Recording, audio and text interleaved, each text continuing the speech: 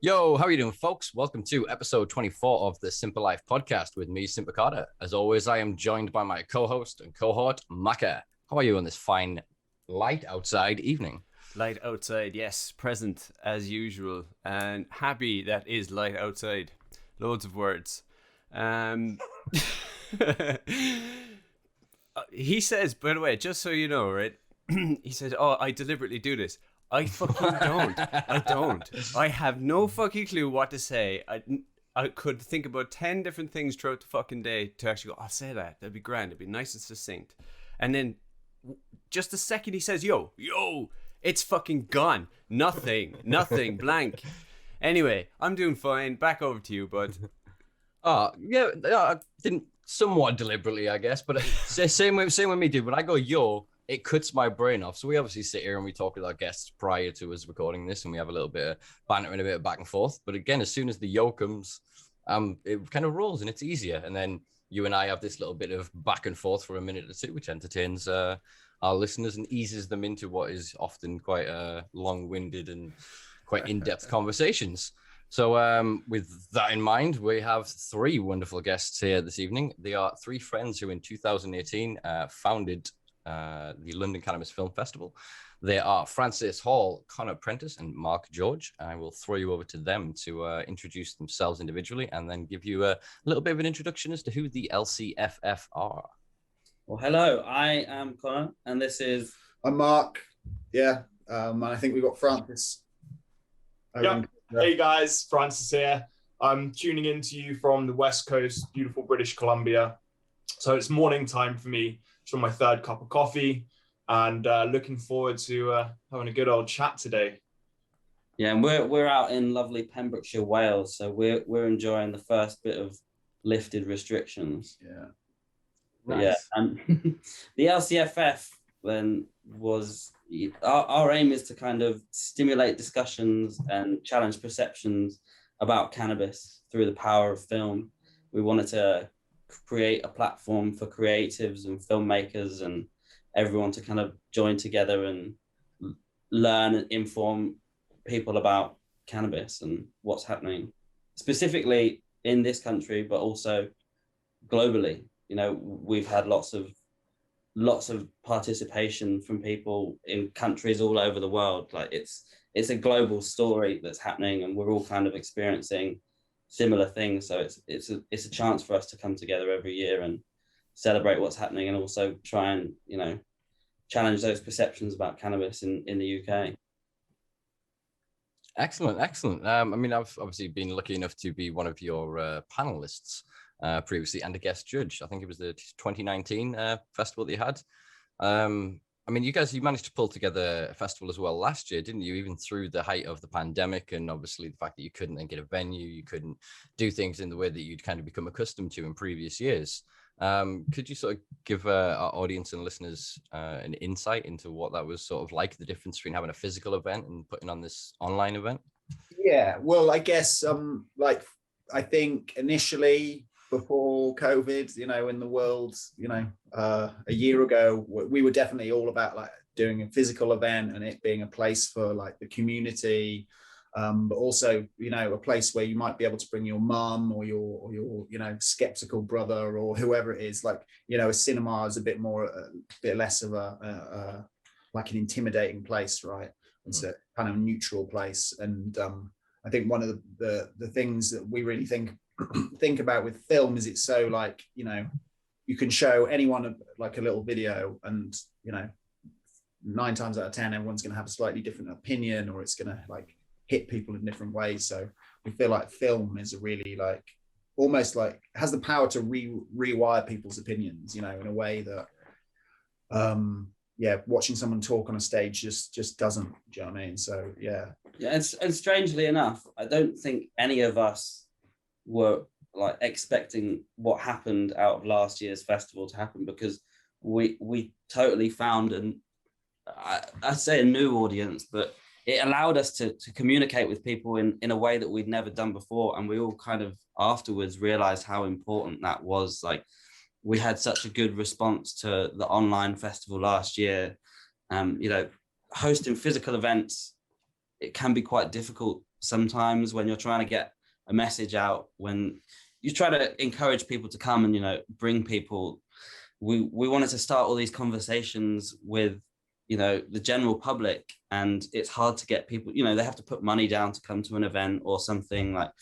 So going online it opened up a whole new world for us, and it's been really, like, it's been great. It's like probably the best thing to happen to us. Like, we realized we had this voice that we hadn't explored yet, and it gave us the ability to talk to loads of people. And, you know, everyone was, you know, what's happening, like we're doing now on Zoom, and we have access to all these people that we never would have had before, because everyone's kind of locked down and at home. It was really nice for us to be able to reach out to people that I don't think we ever would have contacted or had the ability to talk to at a physical event. So, you know. Yeah, last year we had Steve D'Angelo like Zoom in, which was like a huge, it was like booking Oasis or someone. It was like, it was so cool. And yeah, like I think the physical event was, you know, meant to be like a safe place, but we realized like online we can talk to so many more people, and like hopefully, you know, bring the community together for 1 or 2 times a year, you know, and to celebrate these films. And to make the films available, you know, it means people can now go back out and see it, whether as, you know, they don't have to be there one time at the right place at any of the events we do. It's just available, it's out there. It doesn't replace the physical festival. I think, you know, you were there, Simpa, at the first main festival we had in 2019 in East London, and, you know, the excitement, just the atmosphere is something that you can't ever really create that kind of environment online. So I don't think we'll ever replace that. But like, as these guys have said, we kind of discovered this new angle, and it kind of broadened our perspective as well, that we're talking about cannabis. We're sharing stories about cannabis from all over the world. So, you know, it's not just London, although that's where the idea, and that's where the 3 of us came together. It will always have that special place in our hearts, but it's a worldwide conversation. And getting online, like they've said, people from all different countries coming in, we've all got this common strand prevailing. And so I think going forward, it's both the physical and the digital together that allows us to tell the story. Yeah, I think it is the dual nature of that, of being able to utilize both platforms efficiently and effectively. I think that ultimately is, obviously you guys are finding out in Wales at the minute as restrictions are lifting, I think people are quite eager to see each other again and to congregate. I think that if the UK can follow this so-called roadmap, and by June, July, we'd sort of be out of this, I think there will be a very strong desire for people to again have these physical events and be able to congregate together and have that social space. And because exactly what you said, film has this ability to inspire, to captivate, to hypnotize us into another world, and to allow us to, for the briefest time, feel and see as another does in this world. And I think that is so powerful. But I also think that the formatting of the way that you had it to sit in a room where, say, 100 of the people can feel devastated in a moment and feel like collective energy rise in you, I think that is so much more powerful and palpable than it is ever watching it on a screen by yourself. Even if you are in a chat room with others, even if there is an online discussion, the physical sensation of that, because it's echoed and amplified by the others you sit with. And I think that is so powerful in storytelling. I think it was also incredibly moving where you had, say, Mila show her film and then speak in person as well. I think, again, people being able to watch a story and really have this great insight, and then be able to ask their questions, because, as you said before, everyone views things in a slightly different way that will take a different narrative from it, because we all have our own different perception on it. But it is that wonderful universal media. I mean, you think of, say, how much of the impact of Jack's death in Titanic had on a generation of teenage girls. Do you know what I mean? You can use that same technology, that same platform, that same outlet to touch and reach so many other people. Yeah, I'm still not over Jack's death myself. It was a weird comparison that came into my head. I was scanning through films and going like, what's something that's really innocent? It's just the first thing that came to my mind. When you said it, I was thinking that was one of our off topics. We're not Don't mention the death. Don't mention his death. Spoilers. But yeah, the interesting thing is as well, like, I don't think we realized when we started it at the time. Well, we might have known a little bit, but video and film and all this content is it's the new way of digesting information. That's how we're fed everything these days, and it really helps to tap into that to try and start a conversation with someone and break down the barrier without getting it's quite a people can get quite defensive about it. It's quite a provocative topic. So to be able to have that film in front of someone, to be able to break those barriers down, to allow them to think or not change their perception in that moment, but it just allows the conversation to start, and it's a really good icebreaker. And it's emotive as well. So particularly when we talk about changing perceptions, and I'm sure Mark will tell the story of actually how the idea of the film festival came to fruition.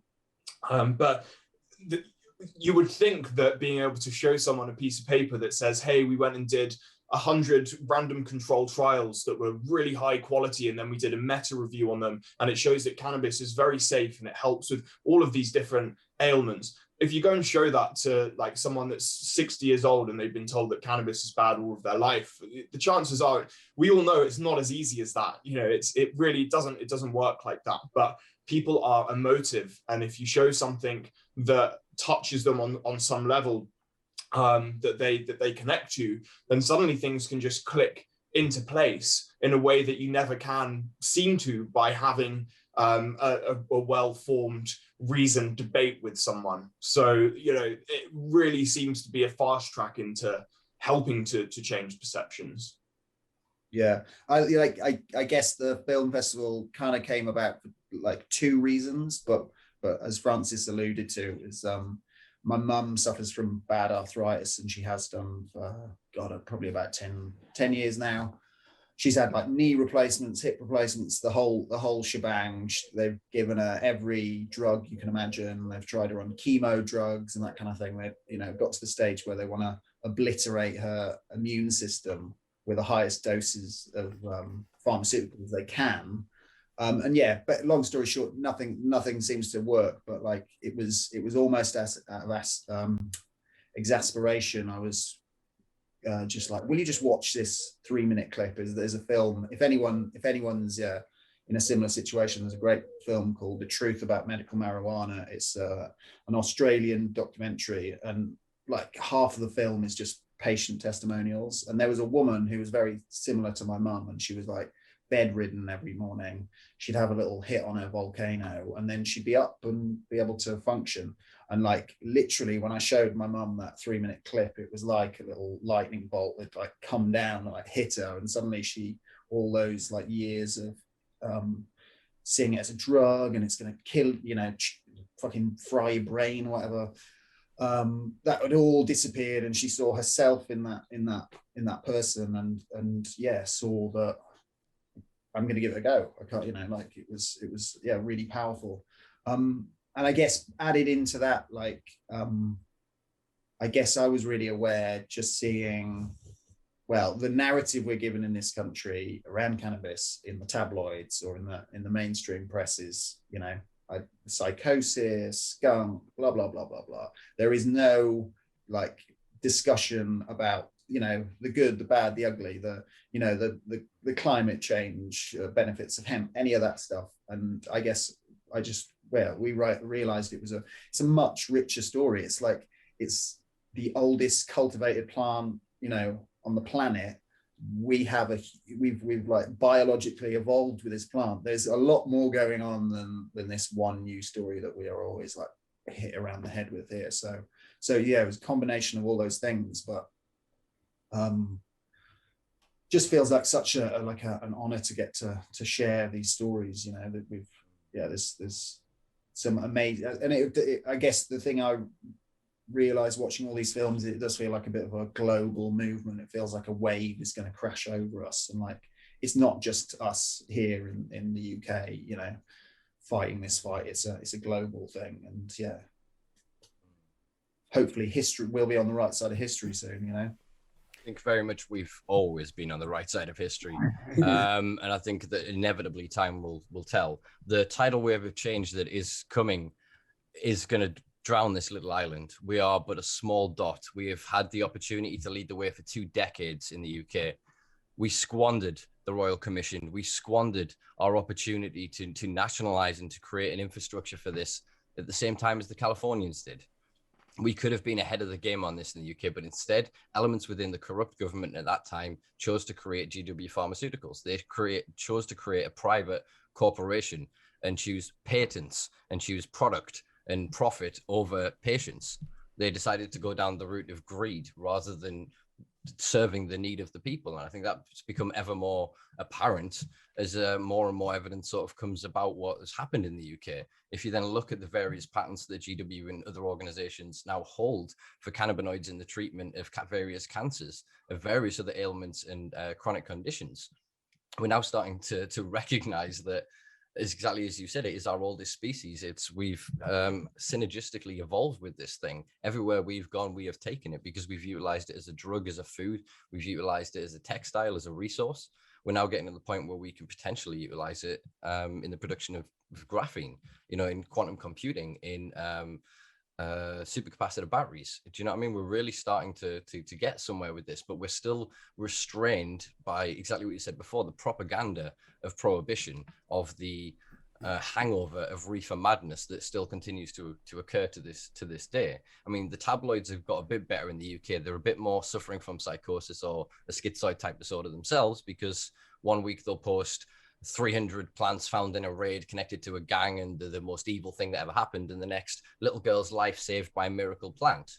Yeah. Or and David Beckham invests in cannabis, like suddenly it's fine, Exactly that. So it shows the power of media, that they can control and switch the narrative on a dime. In an instant they can go from this is evil, this is good, to this is good, to this is the best thing, this is the worst thing that ever existed.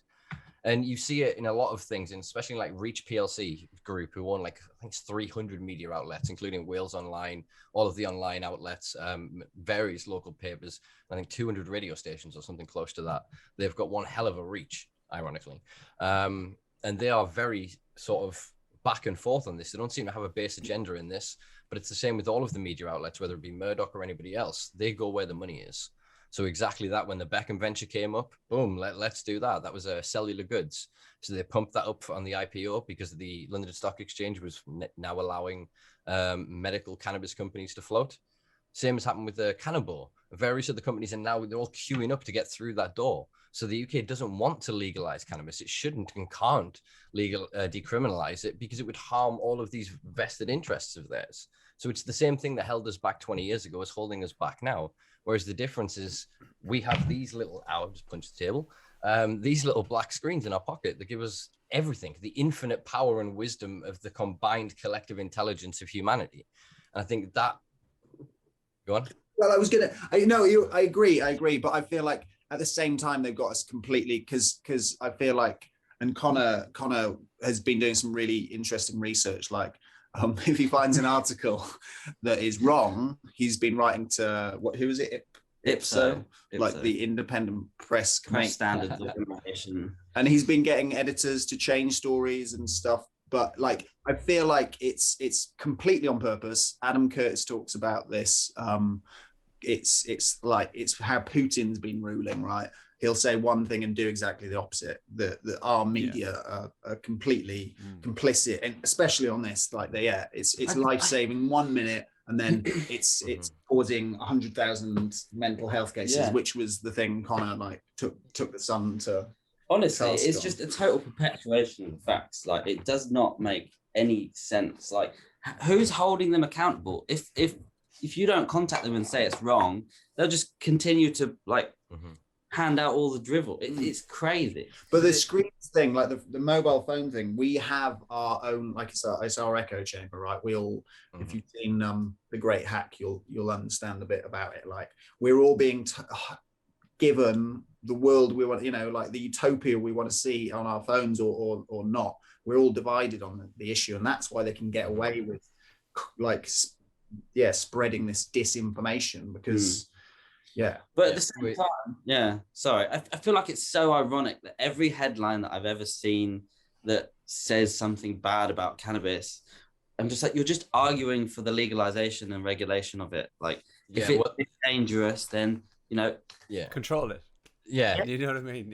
Yeah. They're rarely saying they're often espousing the harms of prohibition, of the prohibiting cannabis and leaving the regulation of it to an illicit marketplace to criminals rather than people who have the potentially have the plant's best interest, or at least the public's best. I don't know how to word that or argue that, but you know what I mean. People that should at least be bound by law to regulate it better than those that currently aren't.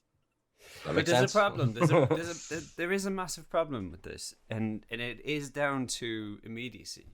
Do you know what I mean? So correcting somebody after the point is absolutely well and good, but at the same time, generations Point's already been made.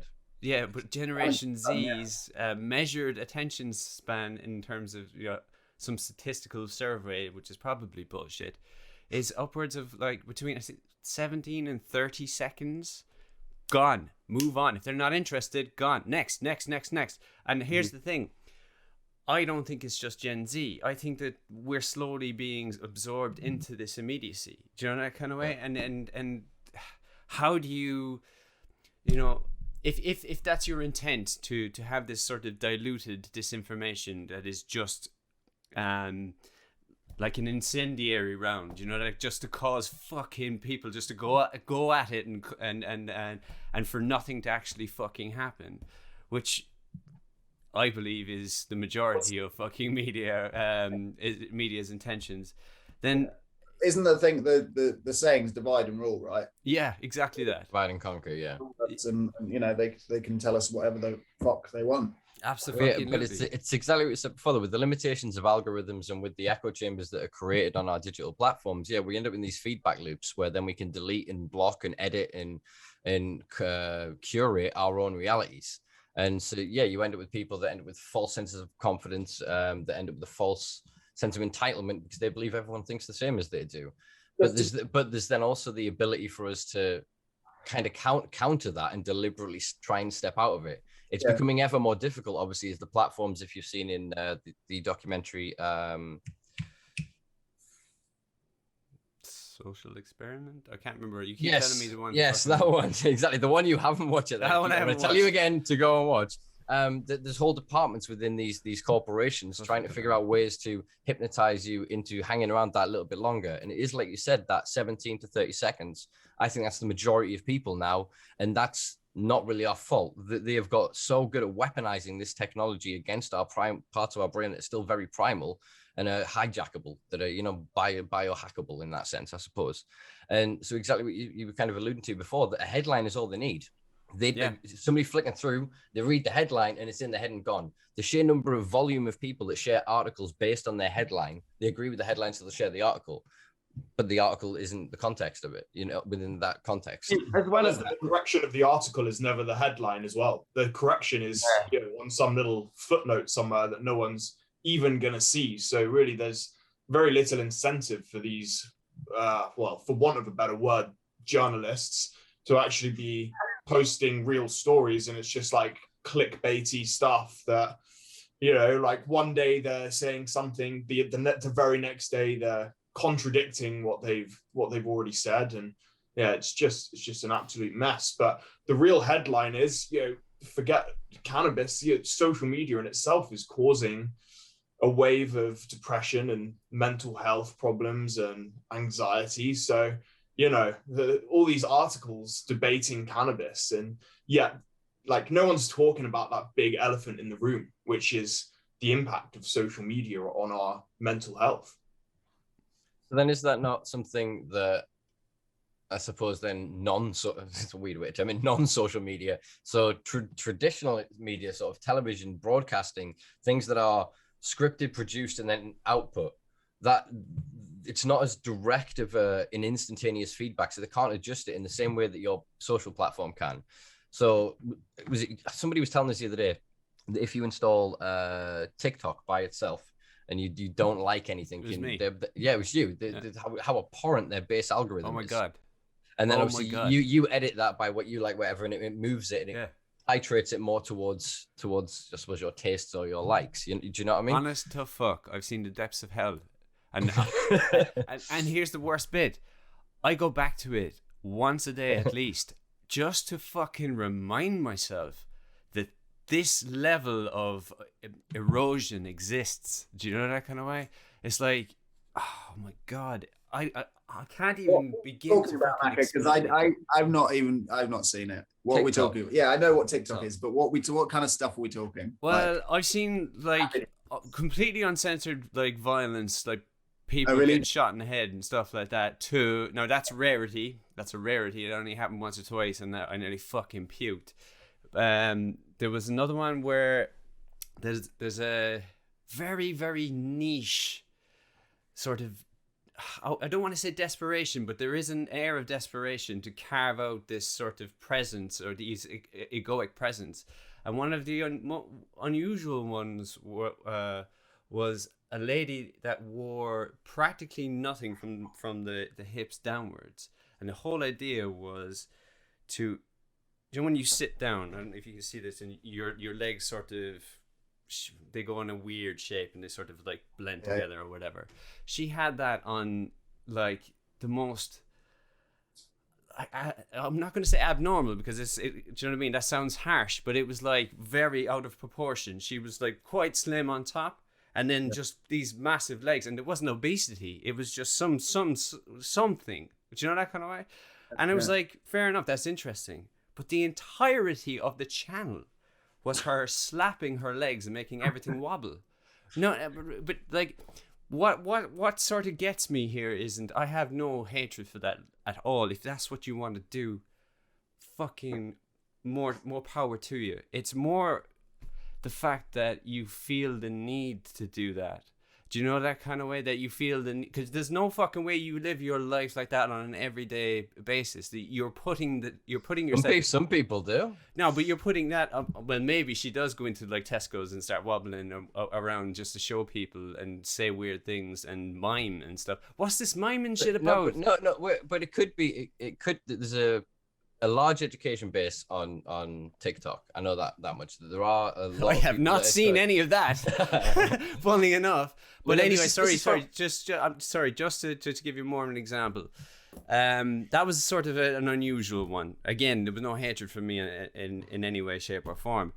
But predominantly, it is excess wealth, and it's just showing off. It's showing off, but it's not just showing off. It's an adapted form of showing off. So it's sort of like people that go, oh yeah, I'm all for the climate. I'm all for this, and then be overtly capitalist. Be leaning against a Lamborghini. Do you know what I mean? Having a fucking waiter or some shit. Oh yes, the environment. I'm like, yeah. Have you seen that episode of Rick and Morty? Was it like where they got cable, interdimensional cable? Yes. It's all the random shit you can't believe people would like come up with. It's like I should have just said that. That is a very good sort of analogy for it. I mean, to be fair though, Mike, it's the same as like all social media platforms. I mean, some of them obviously get more highly regulated than others, but say for quite a while on Instagram, there's a big sort of fetish community where basically every single niche imaginable would be fulfilled through communities created through various hashtags. The same thing then is inevitable to happen in the infancy of any other sort of platform. It's interesting that TikTok is so overly heavy on drugs and cannabis that they end up missing a lot of the sexual content. They end up missing a lot of the completely unregulated content. So it's whether it's each to their own. But I suppose I get your point of what you're saying of, it's almost like the existence of social media and the potential for you to get famous or attention for doing anything. That's then irrelevant. The thing you do then almost becomes irrelevant to the outcome. You know what I mean? The ends justify the means. But if you then become famous. But you can see how this is driving mental health disorders. You can see this. You know, the algorithms don't care about your happiness. They actually don't give a shit about your happiness or your well-being. The algorithms care about you spending as much more time on TikTok scrolling mindlessly than you were on Instagram scrolling mindlessly. And so they're going to do very, very show you refined things that's going to like, you'll scroll on to the next one. And before you know it, you're spending more time on that. There have been very high quality major studies that show a causal link between the amount of time you're spending on social media and your likelihood to have depression. So really all that like algorithm is trying to do is make it more likely that you're going to feel depressed if you really like boil it down. So like, yes, this is just, I'm trying to like restrict my social media time, and it's so hard. And you look at that screen report on your phone every week and you're like, holy shit, like 6-7 hours a day, like no, it can't, and you're on there posting business stuff and doing stuff like that. Doing as well. I'm like, when I was growing up, you still had to dial into the Pipex and make that freaking crazy internet sound. Yeah. Yeah, and you couldn't be on there if someone was on the phone in the house. And I was just thinking that yesterday. I was like, okay, that was probably like 15, 16 years ago, that was happening. No smartphones.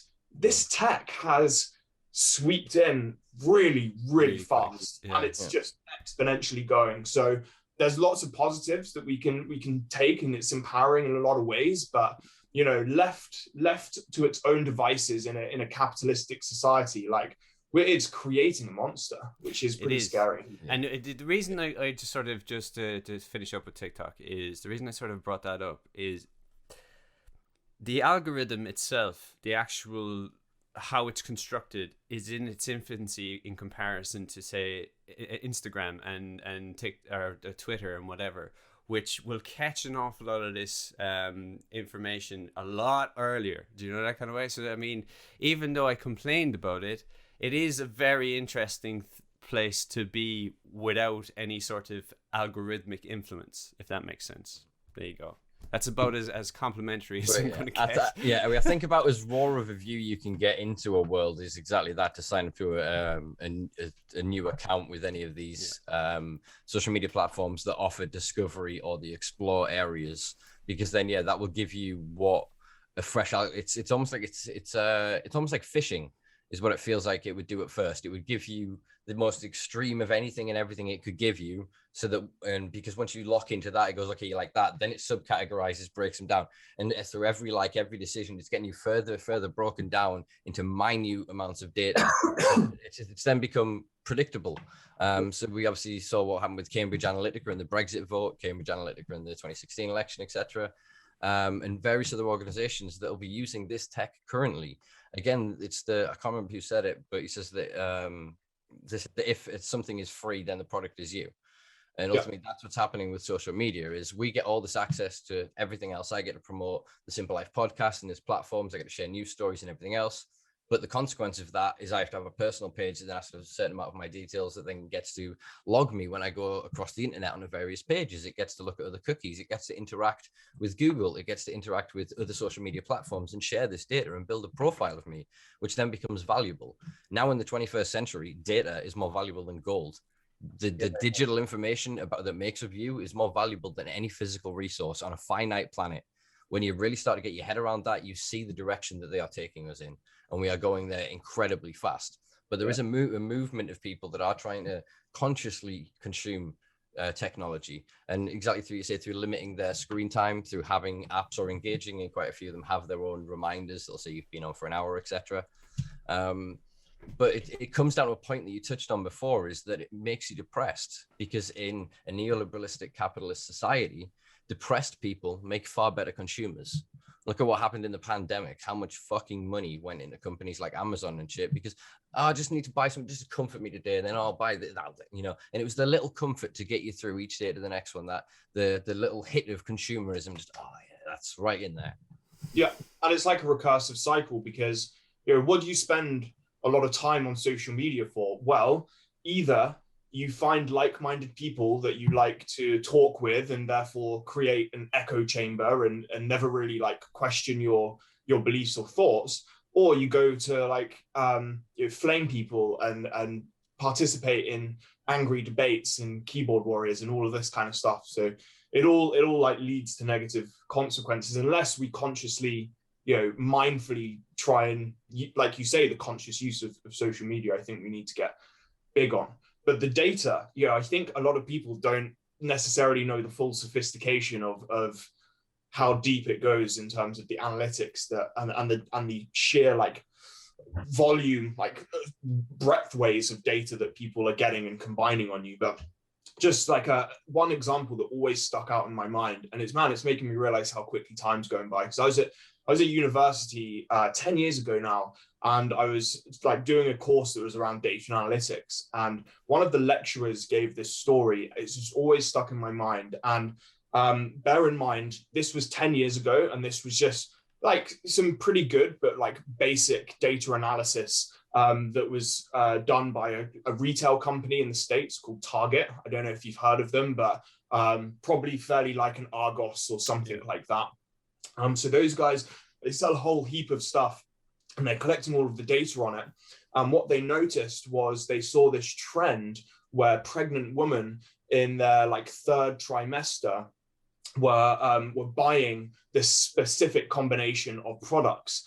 And so basically one of the guys that was working for them developed this predictive algorithm that could predict when women were pregnant, and therefore like send targeted, customized time-based offers at certain parts throughout their pregnancy. And the story goes that this lady received in the post a whole heap of coupons and offers for pregnancy items, saying, congrats on your pregnancy. And the lady's like parents opened the letter and saw it, and basically Target knew that this lady was pregnant before her parents did. And I always thought that was kind of an interesting little story there, and it's pretty basic. Obviously nowadays, with the advanced amounts of data processing, they can take that a whole lot further. Yeah, well, I think one of the scary things to think of in the UK at the minute is Tesco's club card push. You can save sometimes a quid 50 on products if you're registered with the club card. And you got to then think of the other side of that. Again, yeah, it might increase a small amount of footfall in terms of actually what you're spending, but is that really why they're doing this? No. Do you care? For the general punter, obviously you care. But does the general punter care? They're getting a fucking quid off, mate. Oh, yeah, totally. I think what they should be worried about with Tesco's is the fact that they're owned by the BlackRock Investments is one of the majority share. Well, is it the majority shareholder? They've got a pretty big stake in it. I don't know what that means, but I'm very intrigued. They're like the world's largest investment or management fund, asset management fund. Is that right? Yeah, there was that big thing with Oatly that came out recently. About the deforestation? Yeah, that's the same company. Oh, fuck off, is it? Yeah, and they own the majority shares. I don't want to say majority now. I've said it twice. I think it's the pretty lawyers high. are going to be on the phone. Yeah. They own a pretty big stake in Tesco. Yeah, Mark Warrior, WHARRIER, jointly runs BlackRock Income Fund and owns 350 million shares of Tesco. How many? Do you remember when they were selling horse meat? That was a while back. It was tasty too. Can't get it It was a joke, by the way. It was a joke. Yeah. I went in the other day, like, hey, do you guys discontinue that horse line? Like, that was pretty tasty. No way. Yeah, well, so I think it's him, not the company. Okay. And I've got it. Does that make any fucking I difference? guess the thing I'm more worried about, like just tailing back, is like I'm not super worried about Tesco, knowing if I'm pregnant or not. But like, stuff like all these apps that fucking scan your face have all these filters. Like how they're not, surely they've got facial recognition. Absolutely. Yeah. I've said this before. I mean, they've got biometric data. Like, it's so easy to get access to the biometric data. It's so fucking easy. Has everybody paused? Everybody's paused. No.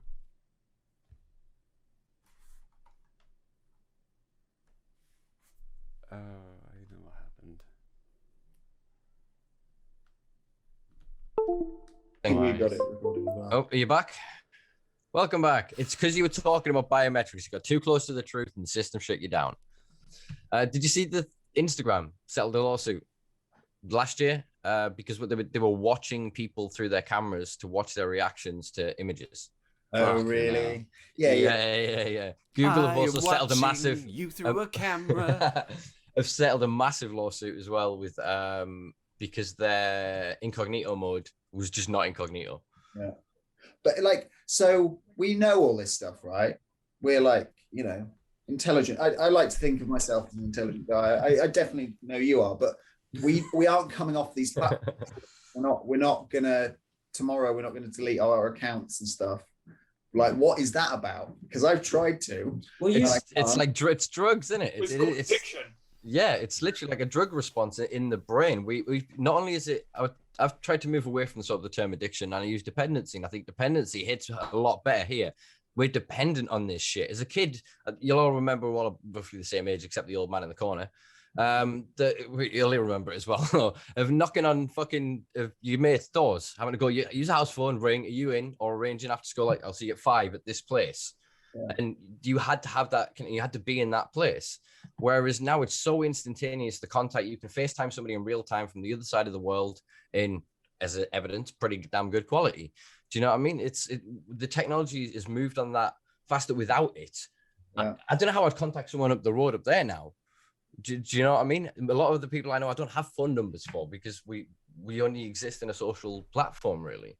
There's maybe email addresses, but if I then remove myself fully from social media, it would harm sort of the profession that I've chosen. Do you know what I mean? And so much of life has now gone online with the pandemic from last year that we're now ever more dependent on these services. Look at Zoom, appeared last year and is now like the dominant video platform.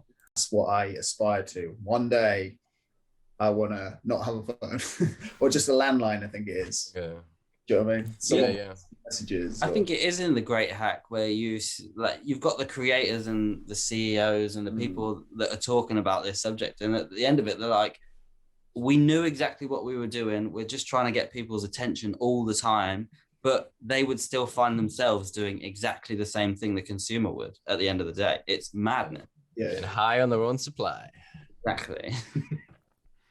I think, and it's in the great hack as well, where they're talking, where they're talking about some of this technology and it's the British government has classified it as military grade, like weapons grade communication. Do you know what I mean? It's like they are messing with our fucking heads now, and we don't know which way's up half the time. The reason it's so fucking dangerous is, well, to answer your question from earlier, why can't you get off it? It's because other people are on it. That's fucking nuts, man. That's crazy. Think about that level of dependency or addiction or whatever term. That's mind-bending. Like, kind of, do you know that kind of way? Go ahead. Well, you can go and look up cannabis use dependency, right? It's in the DSM. It's in the DSM book. And there's like, is it 11 around that? There's 11 like markers. And you kind of go through each one, and based on how many of them you have. So if you have like 2 or 3 of the markers, then you have like mild cannabis use dependency, all the way up to like, if you've got most of them, then you've got like a severe dependency. But I think it'd be interesting to go through them all and replace cannabis with social media. I think, most of us would be classing as like having a pretty high dependency. Things like being anxious if you don't have it, which, sometimes your phone runs out of battery, you get anxious, like you don't know what you're missing out on. And like if someone needs to reach you, and just, we've grown so dependent on them. I remember like a couple years back, I traveled, I was still living in London, living in East, and traveled over to West to meet someone. And something happened with the cell towers, and there was like no cell service or data or anything for like the whole day for O2. I just felt completely like lost. It was crazy. Like had to go and just like ask random people for directions and stuff. Like it felt good to do that. Honestly, it felt old school. It felt great, but it also felt kind of disconcerting, because you really take for granted how much like I rely on my phone every day, even if it's just for maps or navigation or just making like a simple call. It's it's crazy how much you depend on it. Imagine doing that now in COVID, like, going up to somebody in a mask and like go, and then like go, fuck off, get away from me. They would battered by the police. Yeah. But it's showing you that exactly that through maps, through a camera, through radio or Spotify, through social media, through everything. You have in that block everything you need. You don't need other people. You'll find it yourself. You'll have experienced it. I'm guilty of doing it. Is then being with people and then being in an uncomfortable physical situation, engaging with the people who are fucking 2 foot from you, and you're on your phone having a conversation with somebody else.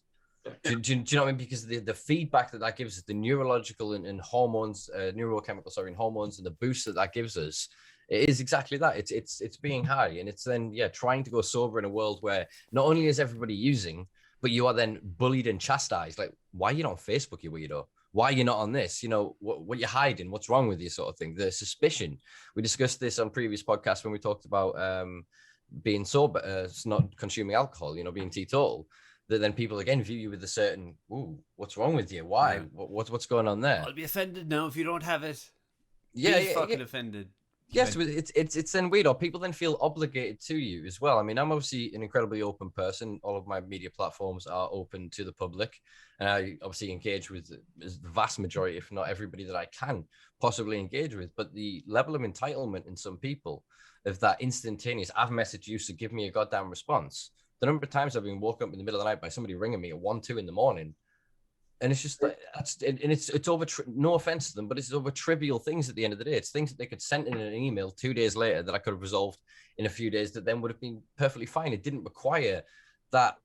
But then to play devil's advocate, you know, you are the master of your phone. And that's what I so often forget as well. You know, we are the masters of our phones. And, you know, so I don't do this every night, but I've started trying to, like, I'll leave my phone in the office in the evening so that, like, I go and, you know, it's not in the bedroom, because otherwise, like, I wake up, the first thing I'm doing is checking through my emails to start thinking about what I need to get done in the day, like what customers have got issues I want to go and fix and stuff. But actually, like, those first few moments of the day are so important, at least for me. They can either like set your day up for success, or, you know, if I read a customer that's like super angry because they ordered something, you know, a few hours ago and it hasn't arrived yet or whatever, you know, like that can just, you know, get my day started off wrong, and it can have like a domino effect. So it's almost just like taking control and being like, right, like, I am not a slave to this phone. The phone is a slave to me, and I will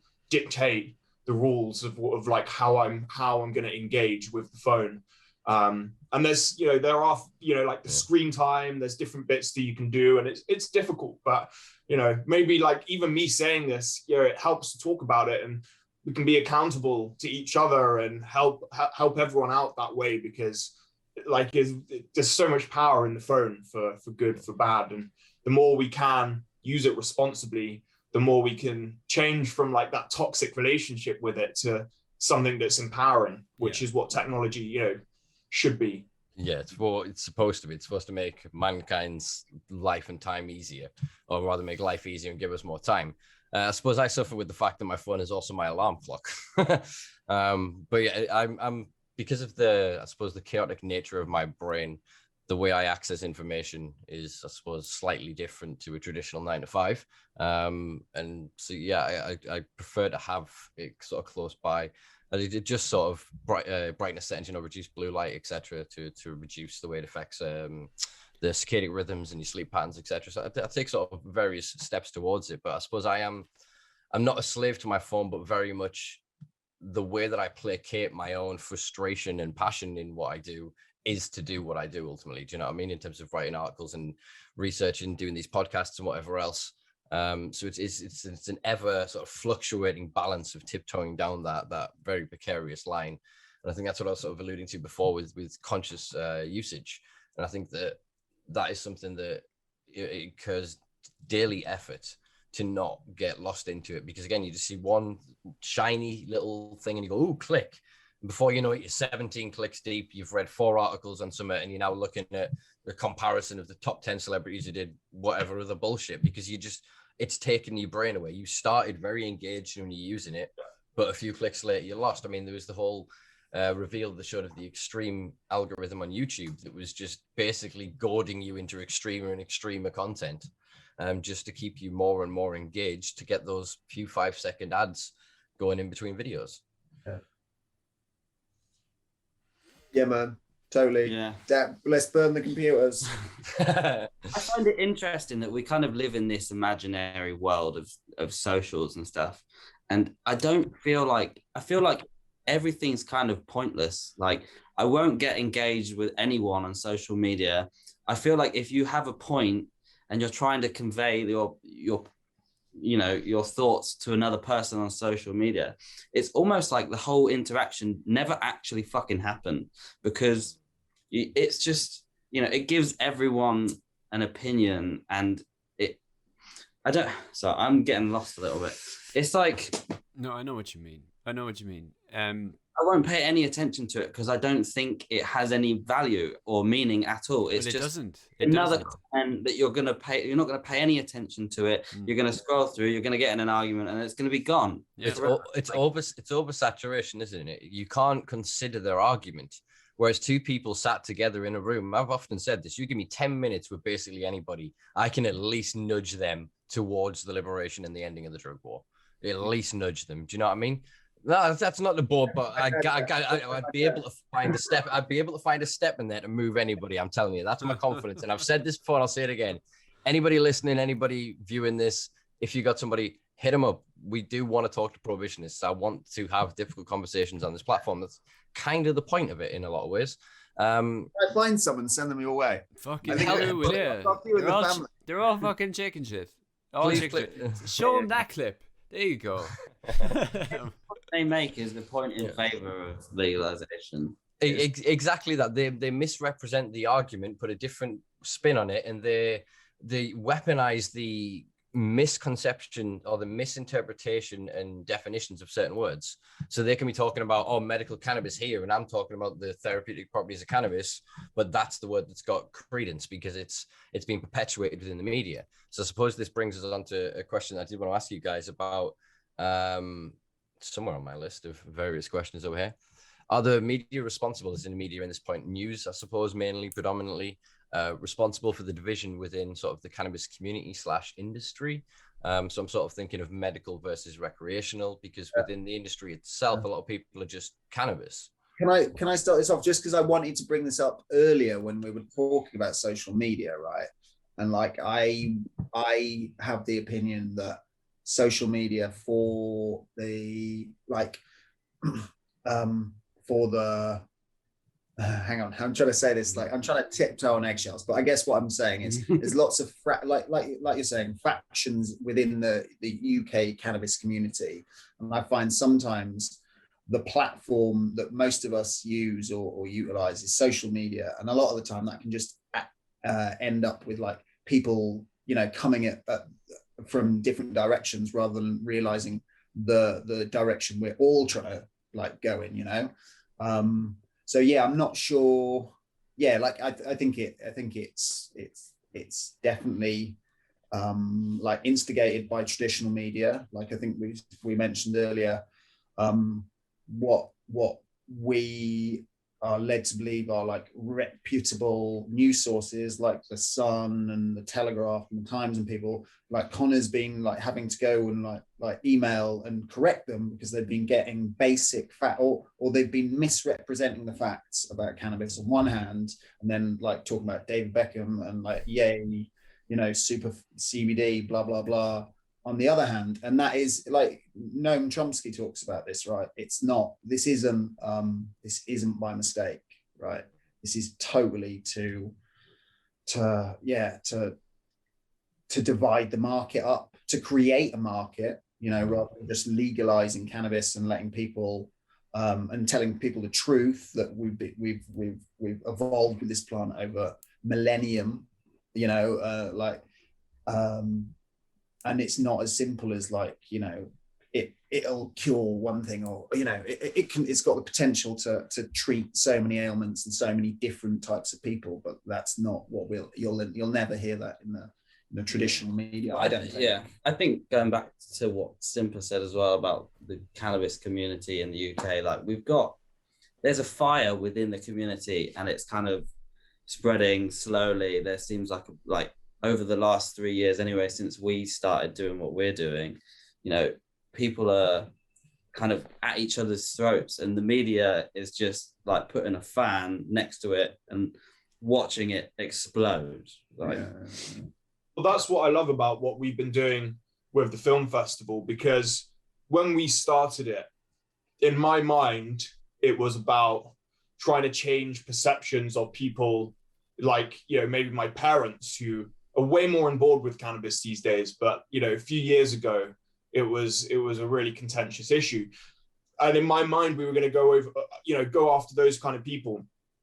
And I think we still have that aspiration. Of course, we want to get out to those people, but in reality, it's very hard to reach these people if they're not ready to have their mind changed, because we're not going on YouTube and searching like, oh, like maybe cannabis is a good thing. Like, no, most of the time people are looking for news articles that already support their existing belief systems. It's a common logical fallacy. So really, it's always very hard to reach the people that don't want to be reached. However, I think what we have done like really well, and it was kind of came to me in that the physical event, the 2019 one, was we put on this event, we just opened the doors, we put together some cool, interesting stories, content, film from around the world, and like suddenly everyone from different facets of the cannabis industry is in one place talking about these ideas, these aspirations, learning about really interesting characters that have had very fruitful, interesting, varied careers in the cannabis industry. And there's just like this excitement there, and there's this like happiness that everyone is where they want to be and where they should be. And you're forgetting all of like the feuds or the silly little things, and everyone's kind of coming together and unite. So I feel like we've done maybe a better job of like helping that side than necessarily getting through to the people that think cannabis is bad. So that's something from the in-person events that I feel is like really important, and is really big, like bringing all these people together, because we all really want the same thing. Like you say, Mark, I think maybe we're getting hung up on words, terminology, or different routes to market. Yeah. Like, what is the difference between recreational and medical? Like zilch, right? We know that. We could probably talk about that for like another half an hour, but it's I think people are scared. They're being driven by fear. Like they're scared that it's going to be taken away from them. Like, there's lots of different groups of people that think doing one thing is going to get it legal, and there's another group that think that you shouldn't do that at all. That's not going to get there first. But we're all actually after the same thing. But we are and we aren't, because this is, I suppose, the third time I think I've heard legal mentioned. We can't legalize cannabis. All we can do is de-restrict it slightly. What we can do is de-schedule cannabis. So the debate that's created, which is a logical fallacy in the law, is that we need to decriminalize or legalize cannabis. We can't do either, because cannabis isn't illegal right now. Certain acts and activities that we engage with without license or expressed permission from the powers that be up there are illegal, and we get punished for that. That's why, other than China, it's not illegal to be high anywhere in the world. Yeah, I think China's the only region that I'm aware of, and even that they snuck through recently, and that's still quite contentious, as it fucking should be, considering we all produce endogenous cannabinoids on a daily basis anyway, and it runs our largest endogenous regulatory system. So again, that's one of the arguments that then created is then, do we decriminalize versus legalize? This is a big argument or conversation I'm having with a lot of the reform groups at the minute. The other argument is then the perpetuation of hemp over cannabis. This idea that the industrial qualities of cannabis, when cultivated to have lower THC, results in different fibrous volume in terms of the shape and size of the plant. And they're then saying that somehow should be different from the plant that, when you leave it by itself, will express cannabis qualities. Like just delays. This is perfect for the status quo at the moment, right? Mm-hmm. Like, at the moment, cannabis isn't like available to people, that need it, and that works for pharmaceutical companies. Number one, the alcohol companies, they definitely benefit. Tobacco companies, they're still probably still alive because of cannabis. cannabis isn't available to people. We,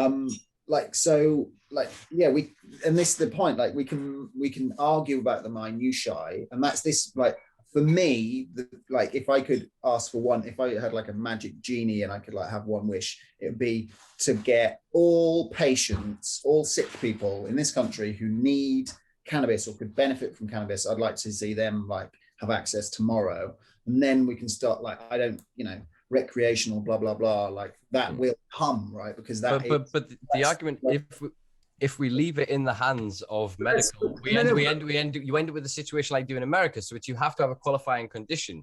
Whereas then the argument that I've been making since I think 2017 was the first article I wrote on this, was even if when I was writing under the false assumption of legalization, that if you give it to the masses, people get access and they then titrate down to pharmaceutical rather than waiting for pharmaceutical development to come up. Because if we are waiting for the cannabis-based products for medical use, rather than using raw cannabis and then finding balance that way, it's going to take a hell of a lot longer as a route to arrive. And exactly what you said, it delays and it dithers and allows for various sectors to massively profit from it while others remain highly criminalized. I feel like we're agreeing. Well, I feel like we're agreeing, but I don't know. Like maybe we're disagreeing. How representative? How fucking representative? No, but exactly that. This shows the issue is the language has become so muddied because again, it's what Connor said before, that even this isn't real. We're still just well, we 5 dudes sat in 1 to 4 rooms around the world at this point. Well, you know what I mean? 5 people sat around the room. Didn't mean to assume your gender there, Micah. Sorry, brother. Thank you. But yeah, the point still stands that it's not quite real because again, exactly what you said there is if we're disagreeing or not, we'd be able to tell by the minutiae of facial muscles, of tension and expression through physical attributes. You know what I mean? There's far more that allows for a more intimate discourse when it's physically present. But again, it just highlights the... But this is all by design. This is all by design. And there's the common threads coming through, like Marx mentioned divide and conquer like lots of times before. And the language, the terminology used, it is all designed so that medical cannabis is put on a pedestal and sold as something that is not cannabis. It's something different when that is fundamentally not the truth. And for me, I feel like the very most that I can break this down, the way that I see it, like my stance is that decriminalization and legalization are 2 separate issues and topics. Decriminalization should happen immediately for all drugs because it's a personal freedom. Do you have dominion over your own body? Amen. Because you don't, because someone can put you in prison for consuming cannabis, as we all know. So for me, the ultimate freedom that we should have as adults is to be able to choose what we put in our own body. Like that is just such a simple and basic freedom that doesn't have an impact on anyone else. Like there's no real potential to harm others. And as an adult, we don't always make the best decisions for ourselves, but that's our own decisions to make.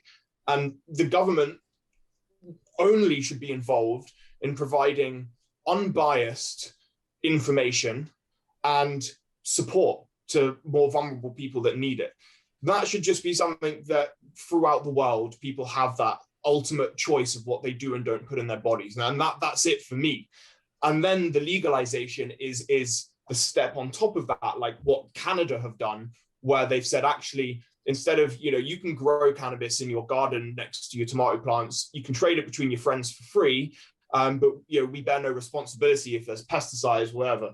The next step is, let's create this regulated market where corporate interests can apply for a license. We can make sure they're growing clean product. It gets tested, goes through distribution channels, and it gets sold in stores where we're IDing people at the time of sale to ensure that they are an adult and therefore have dominion. So should we do both of them? Like, yes, 100%. But, getting the first like decrim or that dominion over your body, that would be like an amazing step, but, still missing the real juicy piece of the pie, which is by saying it's okay, creating a regulated market, you just like innovation goes through the roof. And the end result is the consumer can make more educated decisions about the cannabis that they're consuming, which in itself is one of the single biggest things I've seen that can reduce the risk of negative outcomes from cannabis. Oh, I've smoked a joint 5 years ago and it made me really, really paranoid and I'll never touch it again. It's like, okay, fair enough. You know, like I've had that. We've all had negative experiences, but that doesn't mean that anytime you use cannabis, you're going to have that same one. You know, maybe go for like a lower THC, high CBD strain. Suddenly you can have these conversations and it's just going to create a safer environment, happier people, money in the public coffers. So it's preposterous, really, isn't it? That like we're still here having these conversations even. But we need to have these conversations because that doesn't exist. Decriminalization is not the end of criminalization. Nowhere has decriminalized using what we've just created as that interpretation or definition of that word. There are a handful of regions in the world that have protection under religious rights to consume as much and practice as much as they want with their various sacrament. They are the only ones who are protected. Decriminalization everywhere still comes with a limit. Look at Oregon. Oregon have just legalized, decriminalized, right?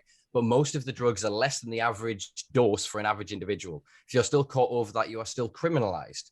So there's same with legalization. Canada went from 5 laws to 7 laws to 45 laws. Of this promised expungement of 500,000 people, 258, I think it is, have had it thus far, and are still having to pay $600 to go through the process. There is still some real manipulation at the higher level that's going on through that. I still agree with the sentiment of the statement that was made. I still think that the best thing that we can do with drugs is to deschedule them, is to remove them from these punitive scheduling system. Drugs should be scheduled when they are created into pharmaceuticals or created for commercial sale, then put into that. In their raw form, they should be decriminalized under the interpretation we've just mentioned, in that there is no criminal measure that you would face for having, utilizing, consuming, or trading these substances.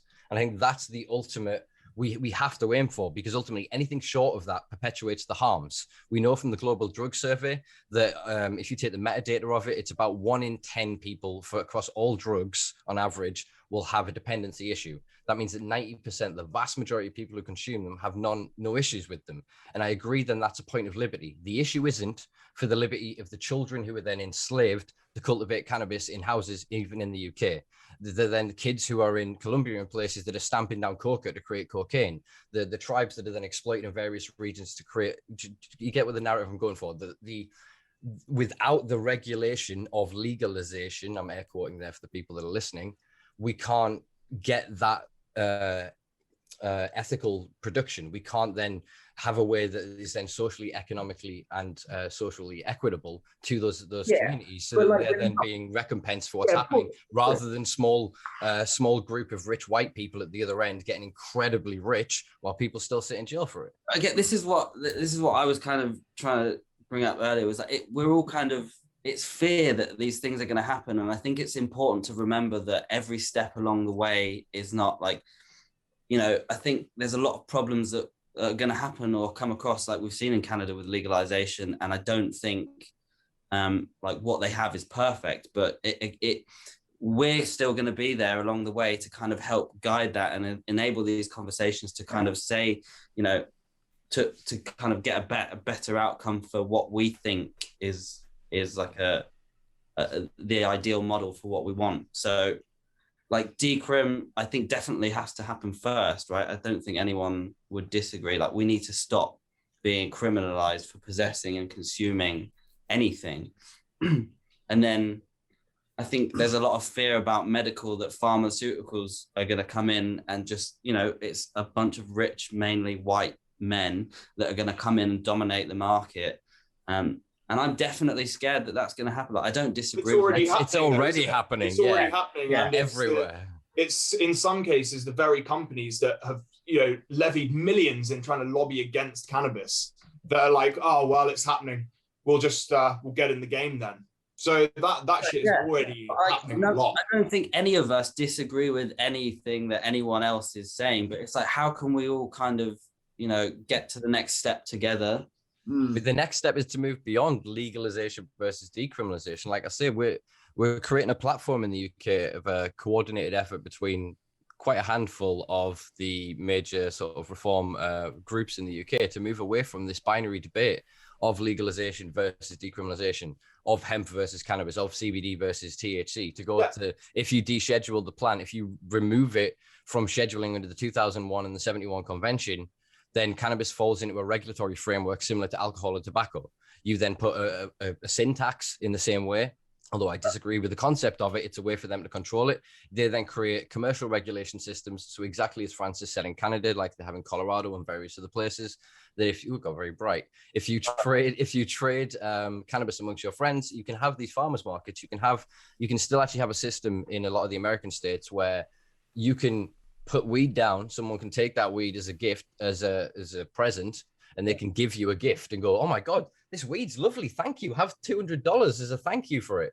And that allows for discretion for the to be these are the markets and whatever else. So they've created a legalization, and now they're pushing the decriminalization down. They're finding all of the minutiae and trying to work it out. But and you have to go through those steps first to understand the journey. Like nothing's going to happen today.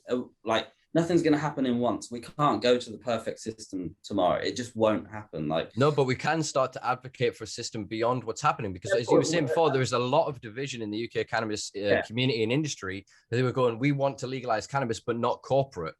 I think we are just waiting though. Like it's not really like whatever Boris Johnson wants to do about cannabis isn't going to happen. It's going to come from America, right, on a federal level. Like what you're talking about, like rescheduling, is going to come from the UN and no one else, right? And they'll move when America. We already have. There was a mechanism for it. It's what Canada did. It's what Uruguay had to do. You literally, as a government, you go to the UN, you go, can I borrow this treaty? You erase your signature, not literally, and you then change it. But you can. Every country can. It's the mechanism in any international convention. As a country, you withdraw your signature to it. You change your domestic laws, and then you change your domestic laws, and then you re-sign the treaty. And there's a clause within the treaty that says that it has to protect your domestic laws over the international convention. That's the one step that has to be made. So in that interim, the UK can make up whatever hell model it wants. And it already is. If you look at the fractured industry, has meant that there is now a lobby and rally to create a robust hemp industry in the UK. There is now a rally to overly regulate CBD. And if you then notice about what's happened with the joint letter that came out from the BHA, the CTA, and various other organizations in the UK, talking about the CMC and ACI's proposal. Sorry for everyone that doesn't understand those acronyms. You could just say any. Oh shit, my fucking mic has gone down. You could just say any fucking letter there, couldn't you? Sorry, that was a very specific bit of information. I'm sorry. So basically, the British Hemp, formerly the British Hemp, they are now the British Hemp Authority, I think they are, the Cannabis Trade Association. They have created a joint letter, and they are a consortium based over 1,000 companies in the UK, coming out against the Association for the Cannabinoid Industry and the Centre for Medical Cannabis, who are basically the same entity effectively. They just represent two different sides of the industry. And their proposal to take any cannabis that is 0.03 to 0.2 and make that regulatable under Schedule 5. So the industry is looking to weaponize this outdated, antiquated, untested legislation for them to profit for years to come. They're just going to keep putting corrupt legislation and stacking it on top of this until we pull out that linchpin. It's like a game of Kaplunk. We can pull out one thing and watch the whole thing crash down. And that's what I'm saying. We can't get it tomorrow. No, will we get it? The world will legalize, and I'm still going to be sat here going, we've still got it wrong, guys. People are still going to prison. We're still not free. But I think what we're getting caught up on, well, we're not really getting caught up on, but I think what happens is we all argue about that next step and how it's going to be taken instead of going over into that next step. And then we were kind of getting caught up at the first hurdle. You know, if we could exactly like this conversation, right? Like I feel as the UK cannabis scene, we're like stumbling, like Connor's saying. at the first hurdle rather than. But a lot of this is deliberate misinformation. I don't think think there's going to be any stages along the way that I necessarily agree with, but I want to get to those stages so I can say this is wrong, and then at the next step, like it's like developing in increments, or hopefully getting a little bit, and a little bit. Yeah. There's idealism and then realism. Like I had been hoping that, like, you know, the only silver lining from Brexit would be like the start, like the inching towards some kind of. It already has, though. With the look at the same legal firm that works with one of the ACI's main partners rallied the Financial Conduct Authority, the FCA. They lobbied the shit out of them to basically create a caveat so that they could remove proceeds of crime from air quotes medical cannabis companies, allowing them to float on the London Stock Exchange. Right. So they've already made their step. It's decriminalized for air quotes medical cannabis, which is Schedule 2 under the 2001 Misuse of Drugs Act in the UK. Yet cannabis still remains paradoxically under the 71 Act in the UK as a Schedule 1. So we still have these deliberate niches where they're going to continue to exploit. So we can plot the next steps. We can watch what's already happening. Like I've said, the CMC has then rallied the Home Office, has then somehow weaponized Kit Malthouse to be able to get this THC argument brought onto the table so that they can further break down the industry, so we can watch what paths it's then going to go down. I can't see a political ally for cannabis at the moment. Like, I know the Greens are like talking a little bit, but obviously Keir Starmer is like an but it depends what you mean as an advocate. Is a bit of a knobhead on that front. Like Boris and those lot, they aren't moving. Like, they've got it sewn up, right? The Tories have got medical cannabis in this country sewn up. They aren't going to change anything, as far as I can't see It's fear of ridicule from a professional standpoint. That's exactly what's happening. And like you'd say, the only people that are going to benefit from this right now are people like lawyers and like financiers and stuff. So they're like changing. They might be moving their pawns around the board a bit, but nothing's changing for the kids, the old woman, the people that like could benefit from it. Yeah. Like tomorrow, right? But it is slowly. CanCard is now at 20,000 applicants. Do you know what I mean? There are various mechanisms and schemes that they are happy to exploit to slowly tickle to that number. They will never allow it to get to a day where, air quotes, every medical person with a medical need can get access, because the only way to do that is to allow everybody access. So they have to come incrementally up. So they get to about 3,000 prescriptions we're on about at the minute. So they're slowly ticking it up. They're opening another clinic here and another clinic there, but they're suffering with supply issues. They're suffering with bureaucracy and red tape. So they're going to smooth out their own links and their own connections to further benefit them. So when the announcement comes that they're going to allow domestic cultivation of high THC in this UK for extraction and produce medical cannabis in the next, 10 months, if that? They're already doing that now, aren't they? No, but en masse. I mean, obviously, Northern Leaf got the second ever license allowed. Jersey's become a hotbed. I'm in conversation with 3 different organizations on the Isle of Man at the minute and watching their project rise incredibly fast. All of the Channel Islands, everything is moving around us because they are strategic pieces on it. At the minute, Ireland are moving incredibly fast because the bureaucracy of red tape, meaning you can't move medical cannabis to the air quotes medical cannabis to the UK, because the same with the seeds issue. It went from being just post it to needing about 20 different requirements to meet the red tape to allow it to pass over. So the added expenditure of that is going to push for the incentive to create that domestic marketplace.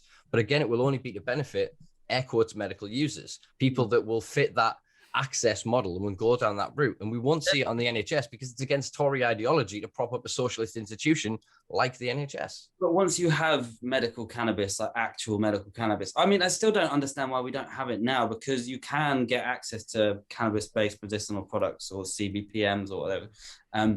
Surely the existence of that means that the way that we schedule it for recreational use is, it has therapeutic benefit. Therefore, it is not a schedule. Is it Schedule 1 at the moment? Yeah, 1. So like that in itself means, it's contradicting itself. No, because what they've said is if you look at the definition of air quotes and hyphenated medical cannabis under Schedule 2 of the Misuse 2001, it says cannabis-based medicinal product designed for human consumption.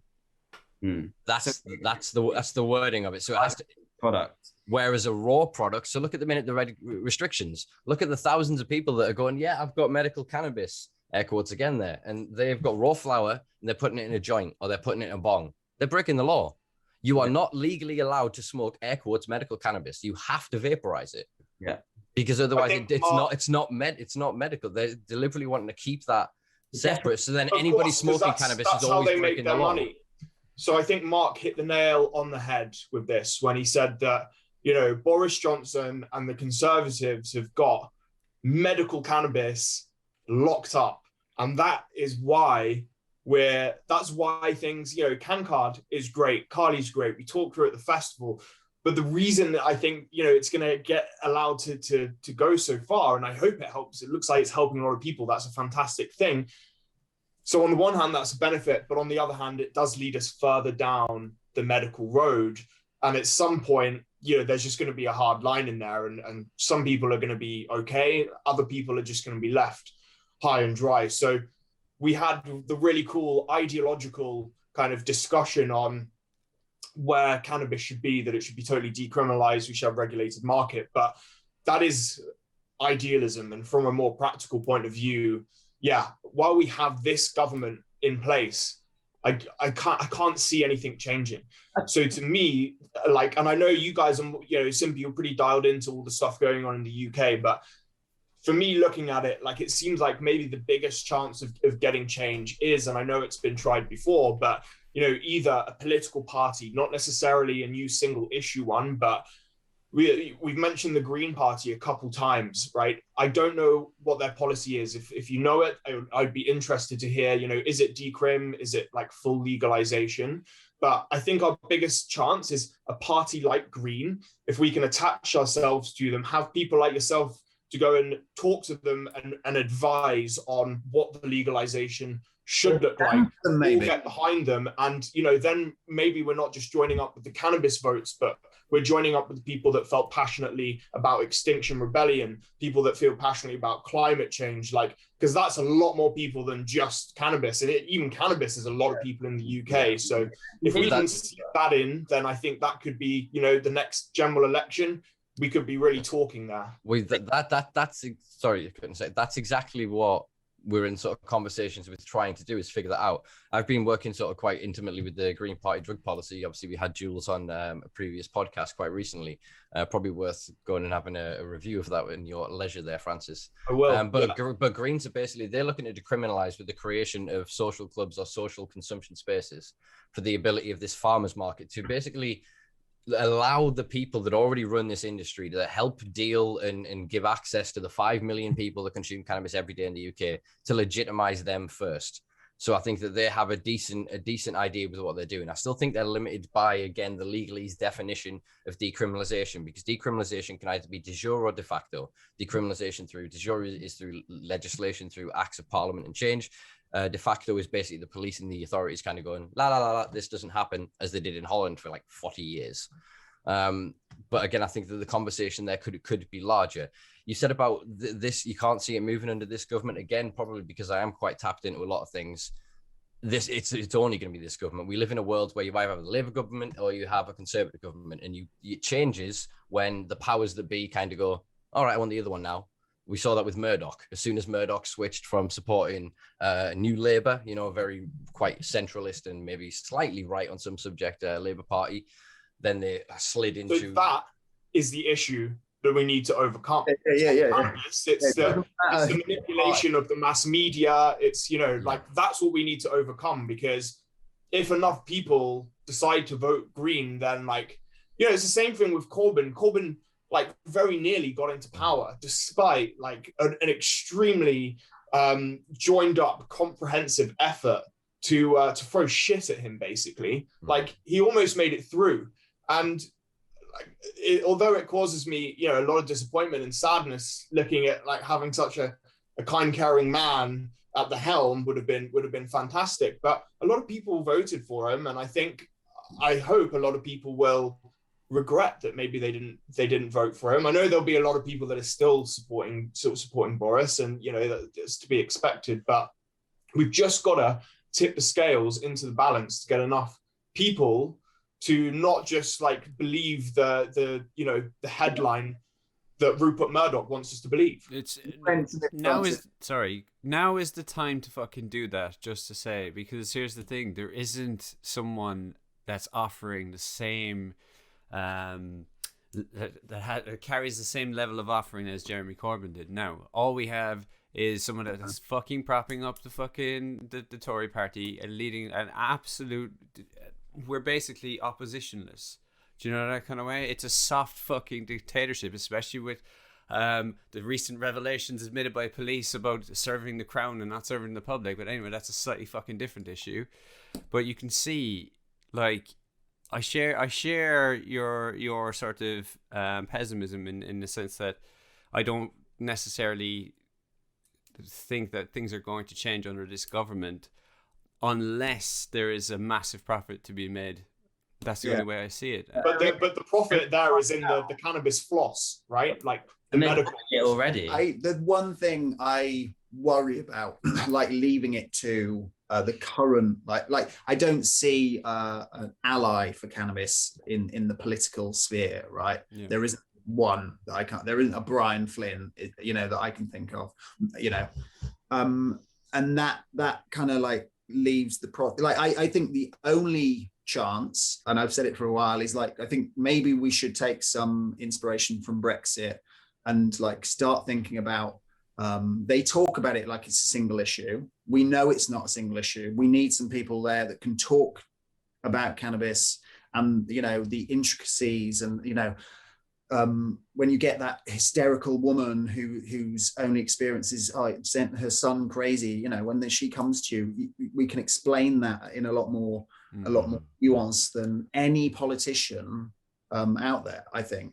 So I think those emotive things are tied to the medical side, aren't they? Like because I was thinking maybe if enough people can get behind it and make the government look really bad, it'll force their hand. And we already kind of saw that happen with Hannah Deacon bringing it across, and that was effective. But then I was like, how is there a way we can do that without it just being explicitly tied to medical? And I don't see it as an easy kind of way. Well, here's the thing. Sorry, I've just jumped across you again. So in actual fact, you go first this time. Well, I think the real story is like, because when we allow them, when it's on their platforms and they're talking about cannabis, they will always go, well, medical cannabis is fine. If you get it from a doctor and he thinks you're sick, then it's fine. But, those people out on the street, they shouldn't have it, and it's going to send your kids mad, or blah, blah, blah. That is always going to be the narrative of a politician on this subject. I've not seen, one that really understands it with any other. No. Well, the answer is actually clear to me. We need to hire Cambridge Analytica. We need to start a GoFundMe. Oh my God. Everyone put $5 in the pot. Yeah. Let's get Cambridge Analytica onto this. Yeah. Targeted advertising based on holidaying in the Caymans, tax evasion. But no. Hold on. There's something to this, though. There's something to this. Like, the infrastructure is in place to sort of celebrate capitalism in every facet of social media. It's already there. We've talked about it. We've talked about TikTok.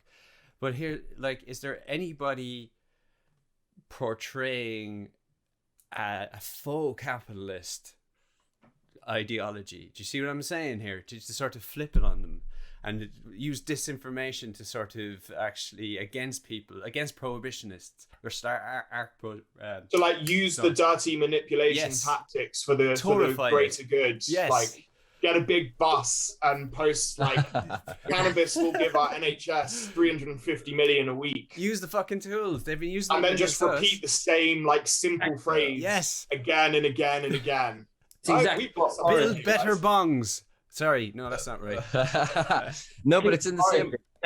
He's taken a page out of Trump's book, isn't it? Like it's exactly slow the same. move into We need to just Well, I say we need to. Are we going to now take on their tactics? Is that how we do it? Like but even if we did, the narrative is still what is toxic to them. Do you know what I mean? So even if we dressed in their garb, we walked their walk, we sounded them, our words are still our words. Our philosophies and our beliefs and our ethics are what is scary to them. Do you know what I mean? They'll stand at the pulpit and go, we need to protect our economy. The sure as shit in talking about us lot and our homes and our shops and shit. They're talking about the racket that they've created, that they're continuing to perpetuate. You're saying that you don't see any allies, and Mark's saying he's not seeing any allies in cannabis. He's correct in the sense that there's no political allies that I can see that want it descheduled or decriminalized in our interpretation per this conversation. But there are a lot of them that are directly financially benefiting from the current status quo, that are the ones sat in chambers steering the direction of bills, ensuring that the legislation changes will first and foremost profit them under the guise of them helping the patient. Oh, we got 50 more kids access to their medications. Look at what we did with this. It was again the Paul Birch, Steve Moore campaign. It was about 10 weeks. And you watch what happened with then Tilray went public and their stock price went through the goddamn roof when Charlotte Caldwell flew over to get the medicine that saved Billy's life. There was all sorts of fuckery that went on there that was basically just to promote companies that were signed up to the CMC and then what became the ACI. They'll use our words, they'll use our emotiveness against us. They'll go, oh, you care? Look at this dying child. You go, fuck me, yes, legalize medical cannabis. They got most of the community in the UK to stand outside Parliament and rally for the Paul Flynn bill, and for us to go, yeah, well, we want this. Was it Elizabeth Bryce bill? We want this. We need this because of them. And they said they'll hold the door open for us, and we'll be able to get there. 3 years down the line, and all the medical community do is demonize THC, demonize street dealers and vendors. Yet, who are the people that protected your kids first? Who are the people that have given you access for 10 years before you could then pay for the right to have a piece of paper that says you can buy these overly inflated price imported cannabis flowers from across the world? Do you know what I mean? We miss the community is already here. The industry is already here. It's worth 10 billion easy. Right, for sure. 100%. I think all the, well, you know, the industry needs the people that know, like we've been talking to this recruitment company recently, right? And they place these master growers around, like they need master growers. They need people that understand the plant. Like they need the community that is here. But I worry, or I think I want to see a world where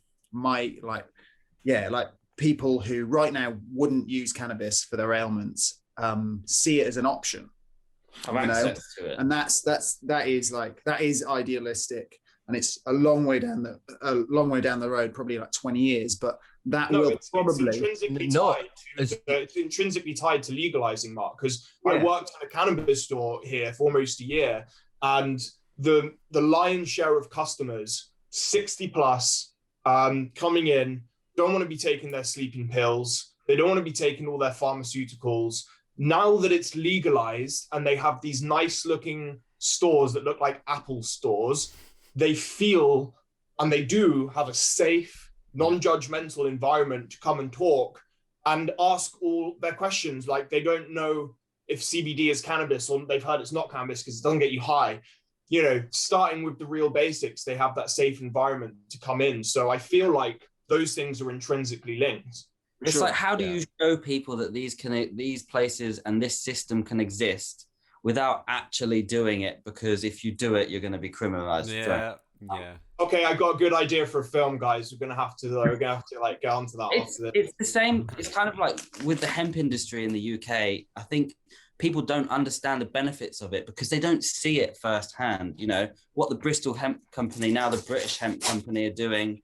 We're trying to put manufacturing in the UK and bringing that industrialization to the UK, is amazing because people need to see firsthand the products in their hand. You know, it's good enough for us to go around and say, look at all the benefits. Like, how do we get people in front of a product, in front of like a cannabis social club, if that's what it is, like a coffee shop, or like people like Gary Hughes in Liverpool, like what he's doing and how he's managed to avoid incarceration with what he's doing it seems pretty crazy to me because he's been doing it for like 16 years now. But like, how do you go about doing these ventures and risking your own personal freedoms without? It hasn't been fucking easy for Gary, I'll tell you that. Yeah. We'll be circling back to Gary because Gary's going to be a guest on a future episode. But basically, this is where Seed Our Future, Outlaw, various other organizations come in, because they're trying to find ways to nullify the law through defense. They're trying to create systems that if you are caught driving, if you are caught in possession, if you're caught cultivating, here you go. Here's basically a script. Go into the court, say this, they say shit, and you walk out. That's what we're trying to do in terms of to create descheduling, is to nullify the law. If it is unenforceable because the CPS, the Crown Prosecution Service in the UK, cannot provide evidence to show the foundational evidence for the scheduling, show foundational evidence for control, or show foundational evidence for misuse, they're the three charges you're done with. So if they can't prove their case is void. So if we can get to the point of setting legal precedent, which is what they're seeking to do, the legal industry in the UK is hugely interested in the idea of cannabis PPI, of reparations. They're watching the rest of the world and they're seeing what's happening. So again, it's not, unfortunately, it's not us lot that are going to get together and have these giant events and run all this social stuff and actively break the law publicly, because that's our route of doing it. We're not the ones who are going to make the biggest ground on this. The ones who are going to make it are coming from all over the place. In medical, the biggest community that are making the biggest ground on this globally, psychiatry, because they're seeing it, they're recognizing. All of a sudden, they're looking at 50 years of cases and going, fuck, if we flip this round and go, cannabis wasn't causing X, Y, Z, it was helping X, Y, Z, we can plot outcomes. We can actually extrapolate data and understand that, fuck me, we really had this wrong. If other institutions and other sectors of various industries can follow this same, sorry to borrow a phrase, volte-face, then we could actually we could see real change. So it's going to come from all directions. You're not going to see the final thing that kicks over the monolith of prohibition. But even then, it's never going to be truly dead until we dig up the roots of this fucking thing. And that's where my fight is. I'm quite, obviously, I'm not meaning to be, but I'm often antagonistic when I'm talking to people because I'm impassioned by what I believe. And what I believe is that exactly what Francis espoused before is that we should be truly free to explore our consciousness, to treat our ailments, to create connection with life, with nature, with each other through entheogenic substances, through chemical substances. We should be able to do whatever the fuck we want to our body as long as we're not harming others. We can jump out of planes, and if we die, they're like, he signed a form, he knew the risk. Do you know what I mean? If you're a cop, you get killed in action. We have this mechanism already in place. So it should be a case of you hit 18 or 21, whatever your current geographical location and your government's inclination to what defies an adult. After that point, you should be able to do whatever the fuck you want within reason. If it doesn't harm another, harm society, and if it's an activity that can, we should regulate the shit out of it. Cars, we're killing people. We put seatbelts in the fuckers. We didn't ban cars. If people are dying of intravenous drugs because of adulterants, you regulate the adulterants. Therefore, you don't have then the overdose. You then say people are getting mixed access, give them consistent access. They have bad education, give them education.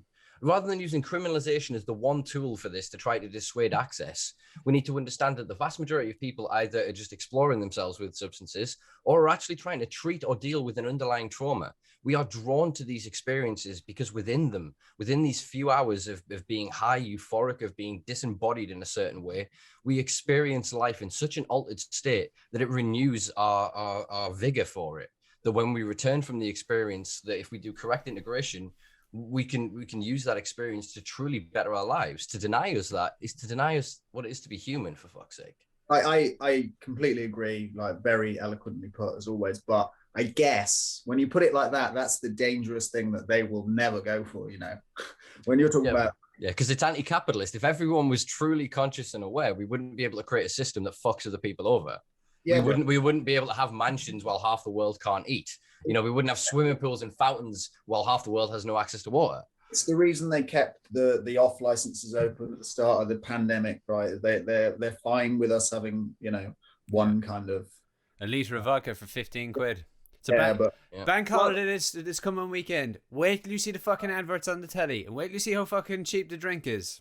Oh, bro, like I'm sick of like every time I turn on the radio, like they're like glorifying getting pissed up first thing in the morning. I'm like, fuck off, God's sake! If I had the gall to do that about cannabis, like there would be. Well, this is the big thing that sticks out for me, and I think it's like, what do we define as a drug? Like in our society, what is a drug? There's why do we even say alcohol and tobacco? Like it all comes under the same thing. It's caffeine, it's sugar, alcohol, tobacco, cannabis, heroin, cocaine, like it's all a drug. The fact that we separate it doesn't seem like it baffles me. It's a legalese trick, because then drugs, which is then a capitalized word, means a scheduled substance.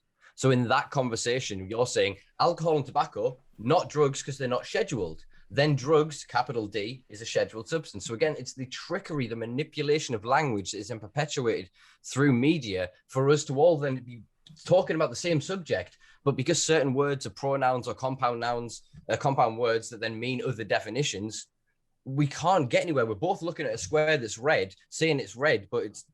Yeah. Do you know what I mean? There was an analogy there I was going for, but I completely missed. Dennis McKenna. Yeah, Dennis McKenna says it really well. Like, there's no such thing as a bad drug. It's just a compound, and it's your relationship with that drug that's like the most like dangerous thing about it, you know. And and I was going to bring up Hamilton Morris talks about it really well. It's like they are compounds we're talking about, right? Yeah. You know, they're not. You know, we're getting confused in all the, you know, the reefer madness. So they call these things. It's like, is CBD good for you? Is it going to like lower your inflammation? Is THC going to, you know, like what are the benefits of these compounds? And shouldn't we, as like, free adults, whatever, like have the choice to like... But what's most insane as well is like, by prohibiting all of it, you're creating the most unsafe product for people to consume. Like the compounds, they're not dangerous only if they're in like, if they're made incorrectly, or if they've got what's the right word? Like you know, contaminants, contaminants, like, or anything like that's the most dangerous thing about these substances, not the actual it's setting as well. So it's about responsible consumption. So there's a reason pubs and clubs are designed the way they are. Do you know what I mean? There's a reason that the hours are the way they are, because it's the best way to funnel people that are intoxicated through that system. You can get them in, extract their cash, they can go have their good time in a regulated space where if there's violence or disruption or any of the propensity for antisocial behavior that occurs concurrently with the consumption of alcohol, the bouncers deal with it. The bar staff are all trained to then go, right, this guy's had too much, give one eye to this dude and they disappear. Do you know what I mean? They have an entire system designed about harm reduction. The same needs to be true for risk limitation around the consumption of any substance. And the way you do that is predominantly through education. You go to someone, if you take 3 ecstasy pills your first time, you're at risk of potentially overdosing because we don't know the doses of current ones on the market. And because of prohibition, what used to be in 2 pills is now in 1 pill. Do you know what I mean? The scale of it, because of the sheer arbitrary pill numbers. If you get caught with 100 more than the number or whatever, more than the number, you will get X amount of more years in prison. So as a consequence of prohibition, it harms the market. Whereas if they were then able to regulate them properly, you would get a pamphlet with that, you would get information for it, there would be safe consumption spaces that would have trained professionals that if you were in trouble, they'd be able to identify the signs and reduce your potential risk. So again, if that was the function of government, was to reduce the harms of human activities, we'd be getting somewhere fucking good. But it's only on activities that they approve of. They're using a very puritanical, quite old world religious-y attitude to this, that this is an evil sin. We can simply get rid of it. We can moralize it out of existence. And that's what they've tried for the past 60 years. But you see, here's the thing, that like, how the fuck do I say this now? The maintenance of the fucking status quo, like the 1% versus the 99%, is a lot easier if there isn't any moving parts. Do you understand what I'm saying? If things don't change, they don't have to adapt. If they don't have to adapt, life is fucking easy. So what? It comes back to intent. I mean, here's the thing. We can't even not regulate. We can't even educate people properly about fucking sugar.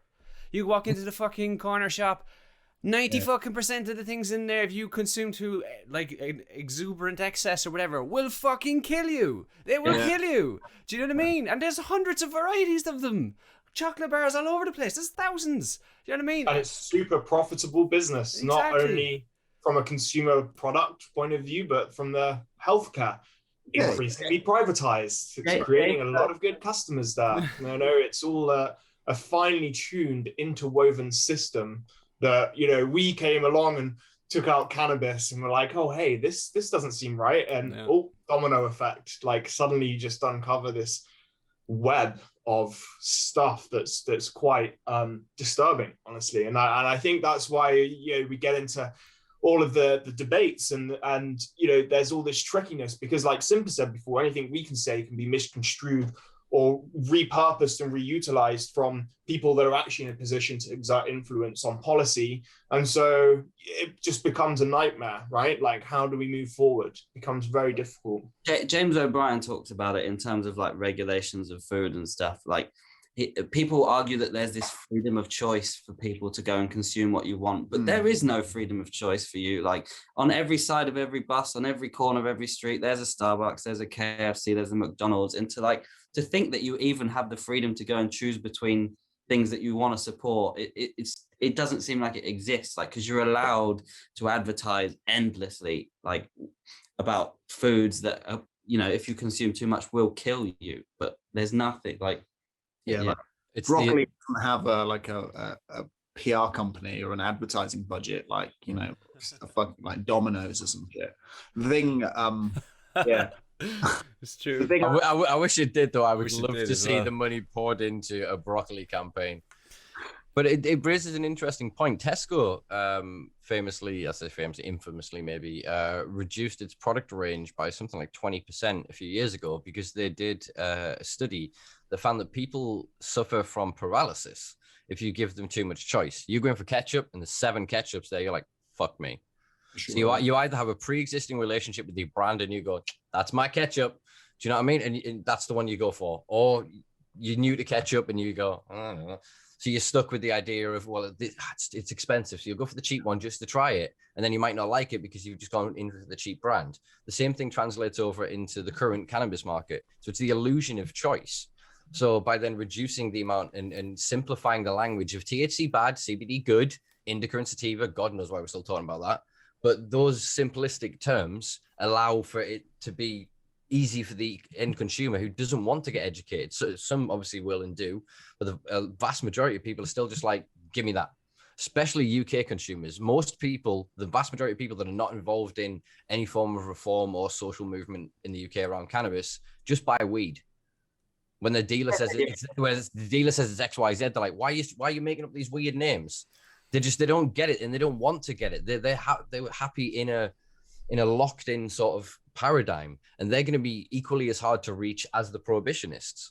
Do you know what I mean? Eventually they're going to, like, that's not going to age well, you know? Yeah. Like, you'd find it totally bizarre if you walked into a liquor store and all of the bottles of wine just had the same label on. Yeah. And you're like, oh, I'm looking for like a red, maybe a Sauvignon. It's like, I just pick one, you know? They're all different wines, but they've all the same label. You think it's preposterous. Well, it's the same thing with cannabis. I think what people might even relate to is champagne. I think people actually, like, I don't know what it is or if there was a campaign about it, but people seem to understand the fact that champagne is from Champagne in France. Yeah. It's very similar with cannabis, you know, like these things exist. There is a definition to what you are getting. You know, it's not just one product. Yeah, or like cheese, to use a term that even has some crossover, one of my favorite strains. But like, you know, you need to pick the right cheese for the right job, right? Like if you put a super strong Stilton, big dollops of it into like a Mediterranean salad, it's going to taste awful, isn't it? It's going to taste really bad. If you put some feta in there, you've got yourself a really nice salad. So like, you know, you need to pick the right stuff. I've just envisioned in my head a t-shirt that, you know, horses for courses, cheeses for salads. But how do we get the public to understand that it exists like this? Like, I don't think I never quite understand, because to me, it's blatantly obvious, you know, people that have a glass of wine or a couple of beers every night, how they can't see something like cannabis as like you're doing exactly the same thing that we are. You're consuming, like, what makes it any different? Mommy and daddy government says you're allowed to do that, and the TV says you're a good person if you do that. So every soap you're watching, what they're doing, they're drinking. You start watching Gogglebox, what they're doing, they're drinking. You start it's constantly there. Then the adverts are advertising exactly what Marcus says. You get a little bit of free time and a break from work, and the TV goes, "Don't you want to get pissed mortal for 2 days? Get nothing done." It's there and it's just there and you just go and it's the issue with alcohol is it's a neurological retardant. It actually slows the processing between neurons. It makes you think less. If you drink consistently every night, because of the way it lowers and slows your metabolism, you are never not neurologically under the effect of alcohol. So you are constantly dimming yourself down.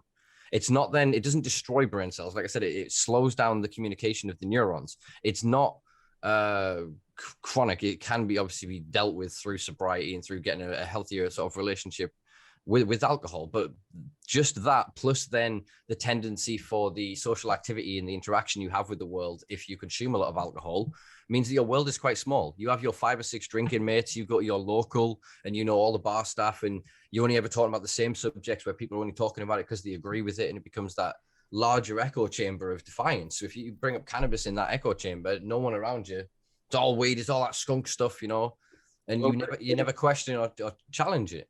We're really good at being told what to do, and we love it. Like, I feel like people think it's unfair, you know, everyone has to have the same playing field, and if you're doing something different, you know, I've been told that I can do this, therefore I will do it. You can't do something because that's unfair because I can't do it, and I, you know, literally, like, we love it. Yeah, look at the vaccine rollout. We are the best at doing what we're told in the world right now, right? Do you know what I mean? Yeah, we are known for compliance. Obviously, our queuing skills are world renowned. It does bring up an interesting point though, because exactly that. So look what's happened with the Ecuador's legalization of medical cannabis here in the UK from November 2018. There has been a raft of people trying to access so fast and so fervorously that they've had to keep changing the rules as fast as they can. They're constantly going, make this work. Does that work? Shit, no, still not enough. This. The clinics themselves are then struggling to fulfill orders. They're struggling to get consistency and continuity of cultivars to be able to give consumers that consistency of and continuity of symptom relief or of treatment. Do you know what I mean? So the demand is there. It's just been bottlenecked for the supply because they want to own all of it. They want to be the regulators. They want to define that this between this percentage and this from these cultivars is this, therefore you pay me for this license. This between this, you pay me for that license. Oh, you're going to sell it commercially? That's this license. You want to grow it? That's this license. All the time, just getting that money, and it's constant renewal. Every year, you're going to pay me. You are going to pay me. And they end up so rich and so fat and so in control that if one of them steps out of line, just get rid of that. Your license gone. You disappear. They're creating a monopoly and a cartel, effectively. They're just because they're not killing people and shooting people up doesn't mean that they are not organized criminals. They're out there in suits, not tracksuits. And that's a poor sort of analogy, but I like the way it rolls off. Bro, you should start. Have you ever thought about rapping? Because some of your lines are good. Please don't. Sorry, it's not on my to-do list currently. Suits attract suits. That's you're right. That's exactly the perfect thing, isn't it? People view the guy in the tracksuit.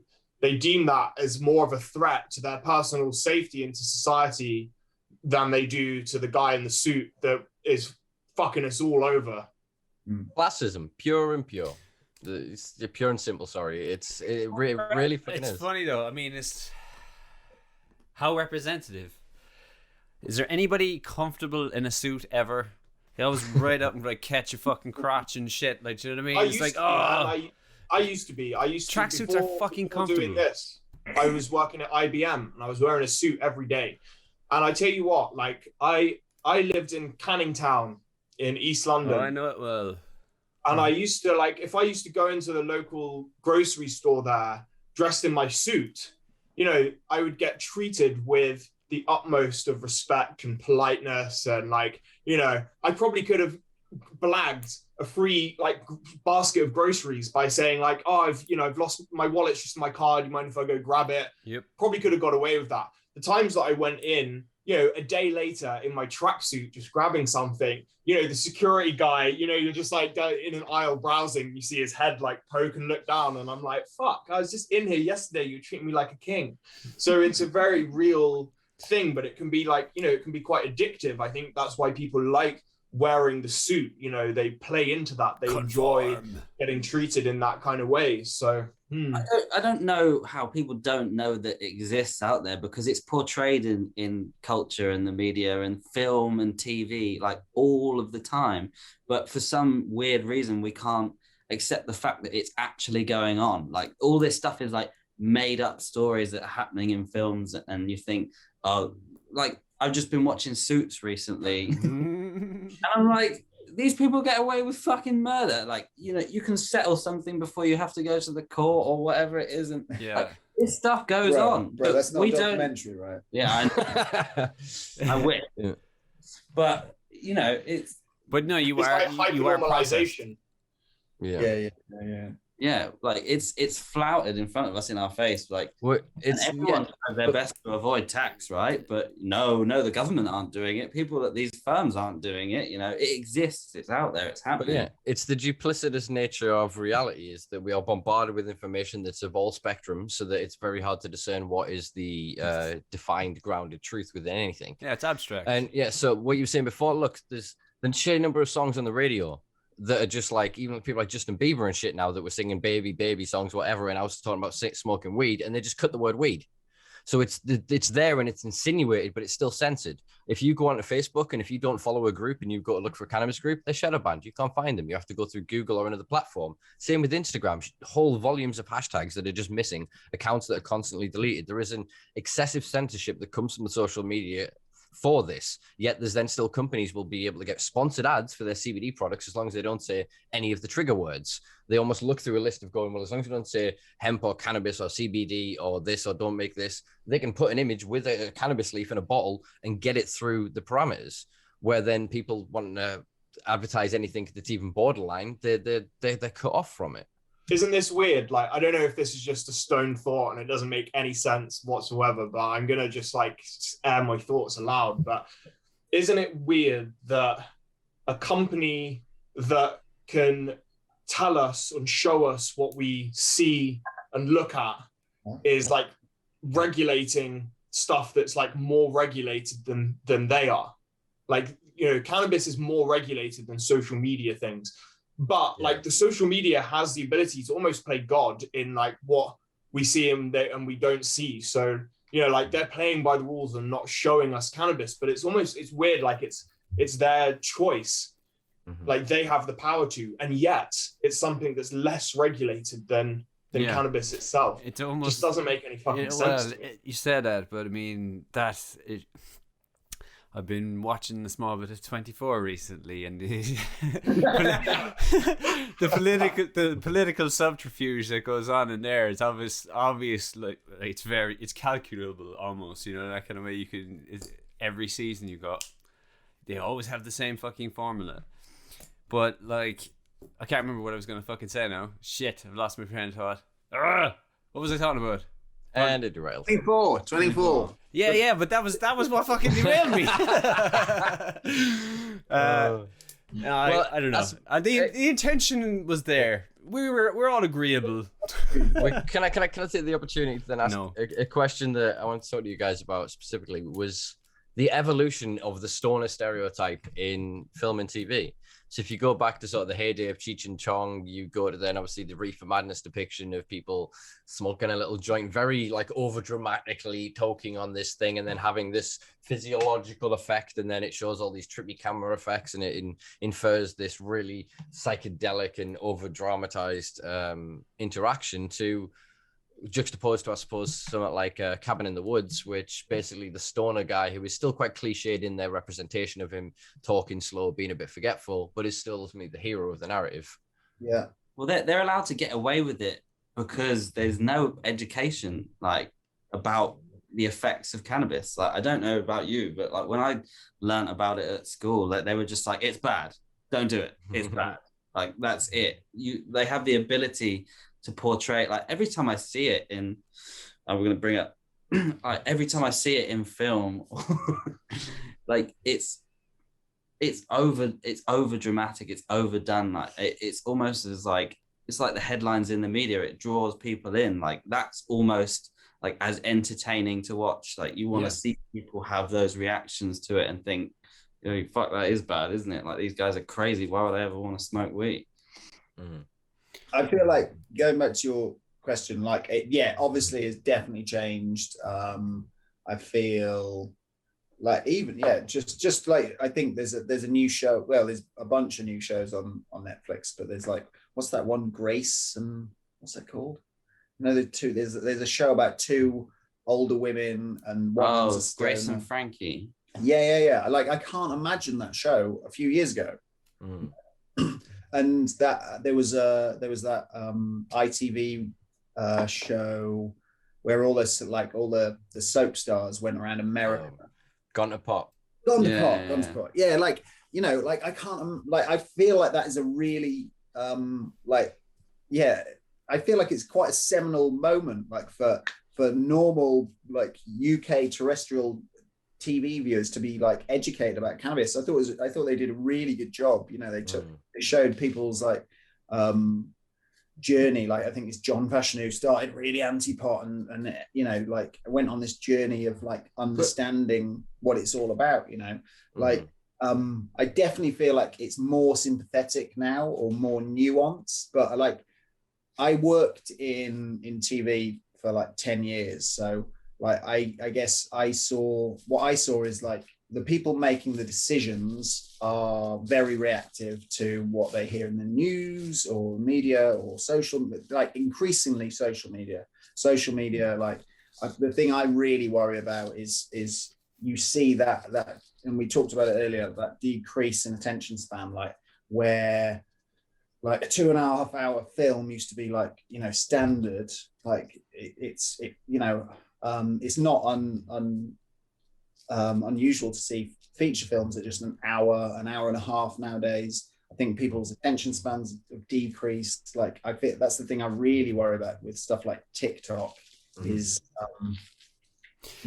I don't think you have much to fear on that regard. If you wanted to actually put across something substantial, there are limitations to the likes of TikTok, stories, reels, this kind of stuff, you know, where you can only put up a certain length, and there's an awful lot, there isn't an awful lot you can do without like proper skill, like to have something super creative and but I guess my concern is that it's just like people's attention span is just being clogged up with this junk. Oh right, sorry, yeah. Essentially I think it's the same.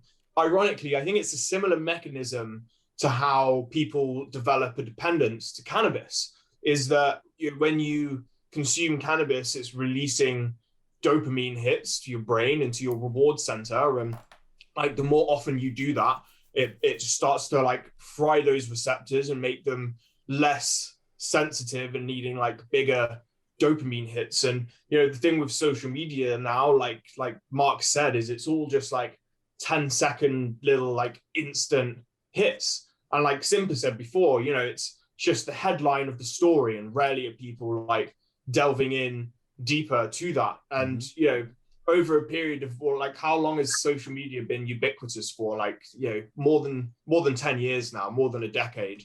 You know, we're only at the start. I think already that's having a significant effect. And the effect it has on what they say with cannabis and smoking when you're young, and why that's bad is it the dopamine is obviously connected to your reward centers, and usually that dopamine releases, you know, for things that you do good, like if you eat or drink, you know, historically that's something that sustains us, that's what we survive on, it releases those little dopamine hits. But if you're getting them hit all the time, then a lot of usual things that you should be getting dopamine for, you might not necessarily be getting so much, and it affects your ability to plan for long-term rewards, you know, like thinking I'm going to study really hard for like 5 years and then do this and this with my 10-year plan.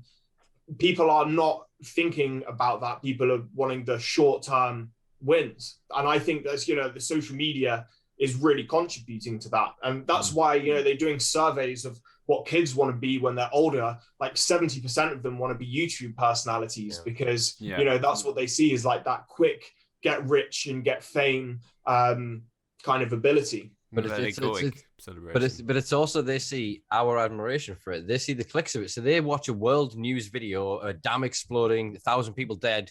I want 10,000 people like that. This woman, 2 million people watched her put on makeup this morning. So it's not wrong for them to look at this and go, what's important in the world? They discern their information from taking a spectrum of this from birth and narrowing it. And as soon as they're then plugged into this technology, younger and younger, when they're more and more influenceable, and when they're more within that window of programming, basically, that it is very young in our development, up to about 5, when we really learn human interaction, we learn about relationships, we learn about things important to the world. Even if we can't articulate that, it doesn't mean that we haven't internalized a certain worldview and a certain traumas. All of us, literally fucking all of us, because none of us have been raised well, because you can't raise children well in a fucking capitalist society. You just can't. Anyone that thinks they have, they've damaged them in ways they haven't yet seen. But so, no, you know what I mean. That's a very like bleak outlook on fucking parents. Like, don't even bother like trying. Don't read any guides. It's gonna. No, you could. It's a spectrum. It's a spectrum of fucked. So least fucked is good. It's about halfway down the fucked spectrum is all right. But there's nobody's getting good. Let's not get righteous here with this shit. We're all just okay. So it's relative. Yeah, of course it's relative. I was making that more in jest than any serious point. But I've lost the point I was going for. It's all right. But like, look, I'll put it this way to you. We've expressed all this fears of immediacy, short attention spans, all of this kind of stuff. But there will be a point where people will seek substance. And you're not gonna fucking get that from, as I was saying, 2-minute videos or 1.5 minutes or whatever. I find myself not really enjoying movies anymore for the opposite reason. They're too short. Yeah. As in, like, I want something that I can relate to over time. That's what I'm after. I'm after something fucking substantial.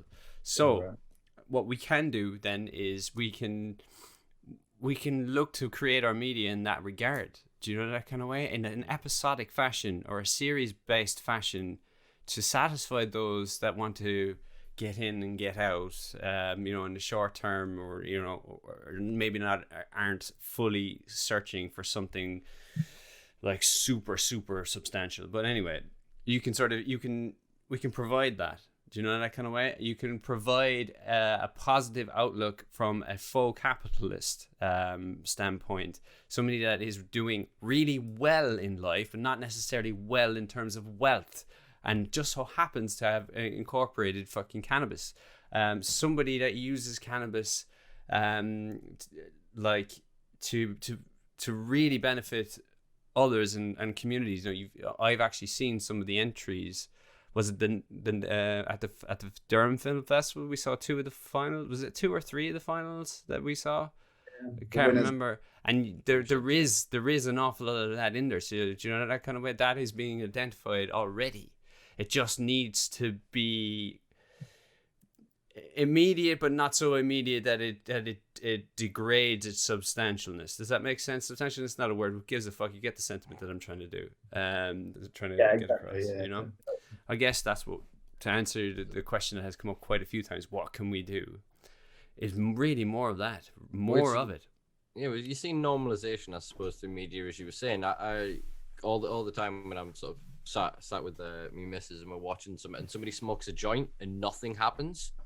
Like, we were watching some murder thriller thing, and it's this episodic series thing, and halfway through they just sit and have a joint and nobody gets arrested. It doesn't change the plot, and none of them, it doesn't detrimentally affect the character.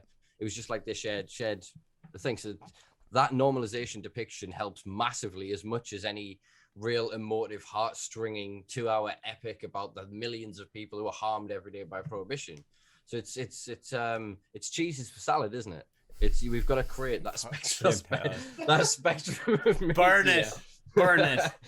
I find it difficult sometimes because, what you're talking about there and stuff that you see is like a more realistic view of a stoner, like, or, the effects of cannabis and what it has on people when they consume it in film and TV. But I definitely also, there's a part of me that wants that space for the stereotype as well. Like, my favorite film is like Pineapple Express. I fucking love that. Good like film.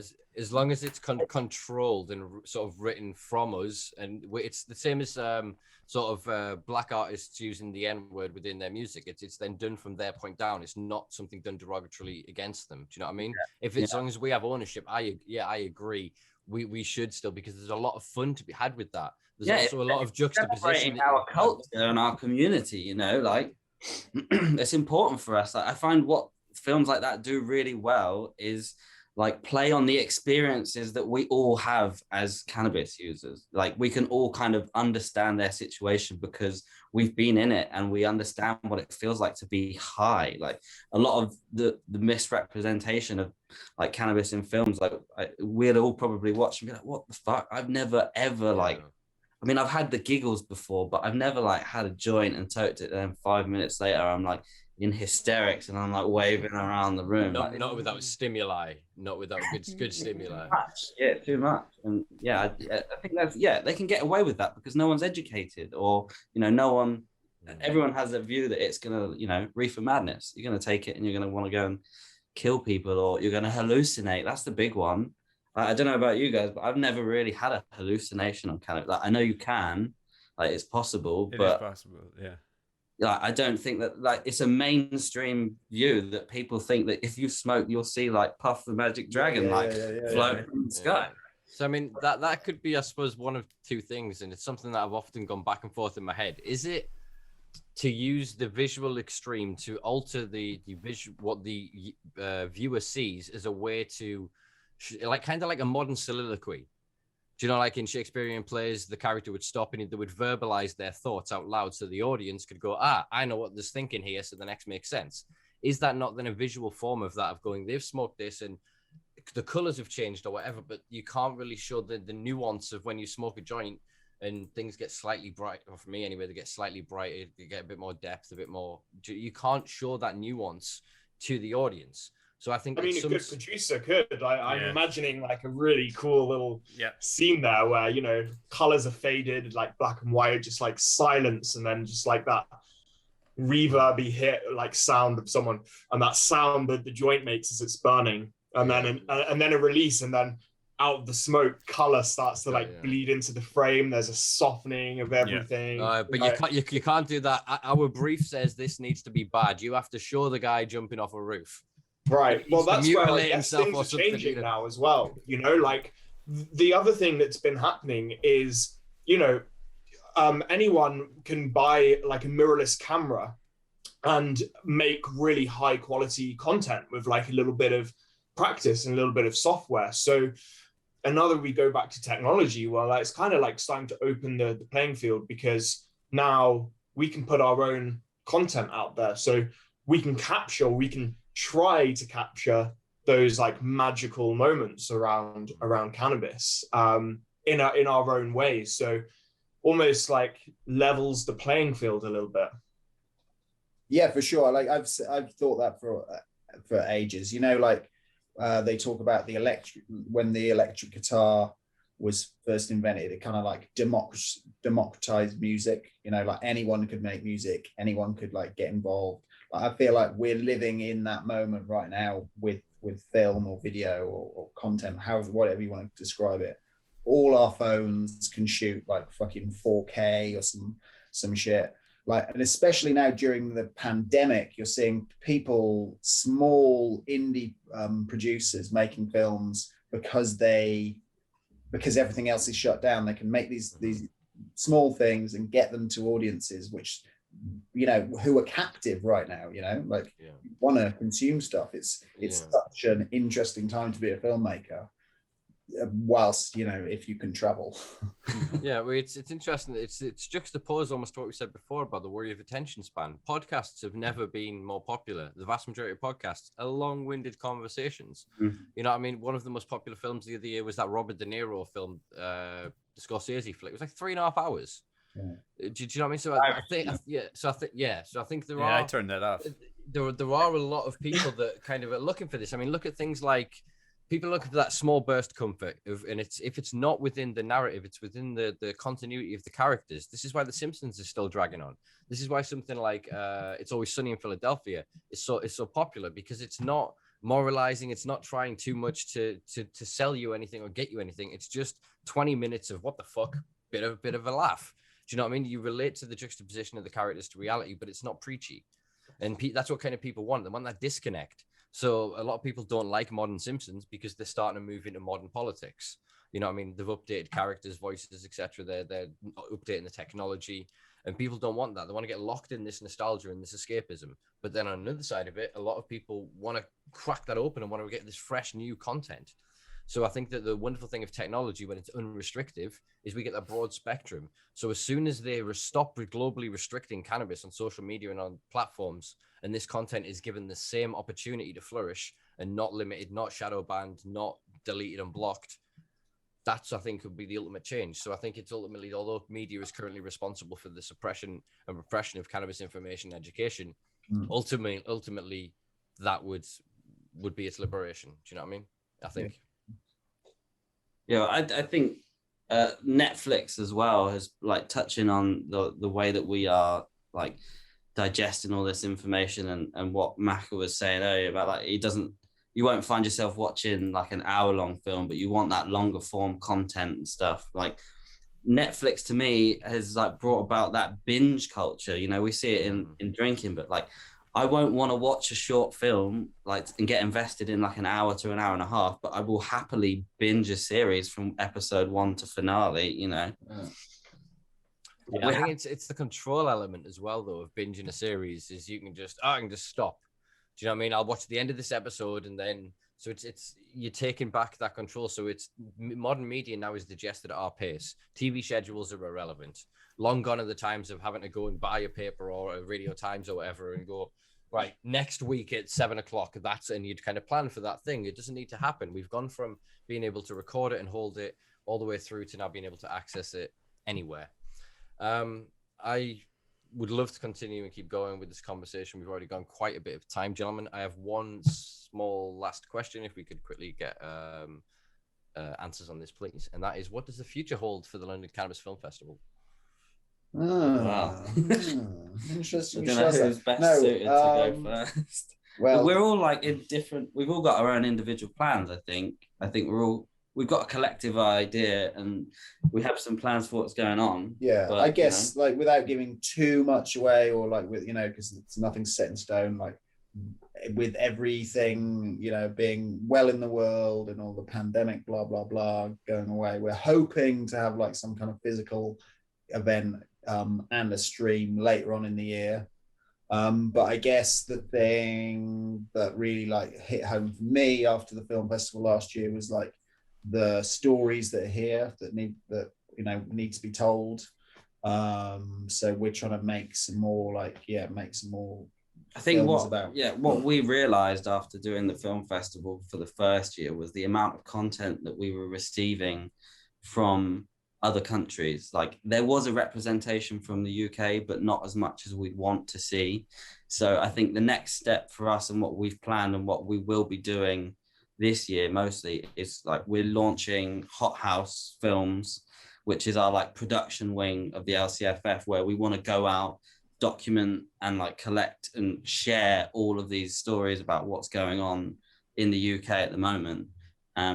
We've got the physical event as what Mark was saying, and then Francis maybe might be able to give us, we've got some more talks we want to do with people like going on from how we ran the event last year, and as we said, like streaming and like having that ability to talk to people. We wanted to take that further with that, and we've got some film clubs and hopefully like more of what we've been doing physically, but like I guess online, like just trying to get some of these amazing stories, because like we realized the film festival is like this once a year thing, but we've got all this great content, and how can we support the filmmakers that submit, and how can we make it a year-round conversation rather than just like a one-hit wonder kind of thing. So what I'm interested in with first event we did, just throwing everything at it, just try and make the best event we can. Last year, pandemic, we still want to do something. We've got a bunch of content to show, so we do it virtual. Now we're going into the third year. And what's quite interesting is we're in a fast-paced, highly moving industry, right? Both in the UK and Canada. So like a couple of years ago, things were pretty different to how things are now. So now that we've been going a few years, we're actually seeing the evolution, particularly of some of the stories that we've shown at the festival. Like last year's festival, for example, like Growing Gold, really awesome look into like the Canadian market, and just as things are getting legalized, like who are the winners, who are the losers. Well, now like we're Cannabis 2.0, we've got edibles, we've got a whole bunch of new products, we're a couple of years into it. So starting to go back, same with the UK, like a couple of years ago with the medical stuff first starting to come through. Now we can start to revisit these things. And like that for me is really interesting, is taking the opportunity of the festival almost as a way to look back at the past year and think, what progress have we made? How far have we come? What did we do well? As a collective, as a worldwide community, what didn't we do so well? What lessons did we learn? And so, yeah, I'm super excited to see how that kind of story is developing from year to year. And we've had some conversations about how we document and how we best show that as well, whether it's stuff we're creating or in conjunction with other filmmakers as well. Excellent. Nice.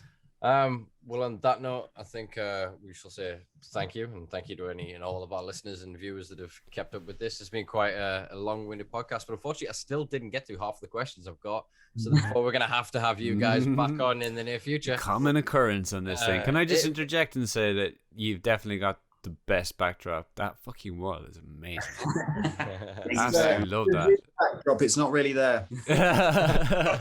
Love They're that. in Wales, just on a field. There's sheep behind that wall. Everybody in Wales lives in a castle. I love it. No, honestly, that's fantastic. I love it. Hey, wonderful. So, Thanks so much for having us, by the way. Thanks, Like, guys. it's been great to chat.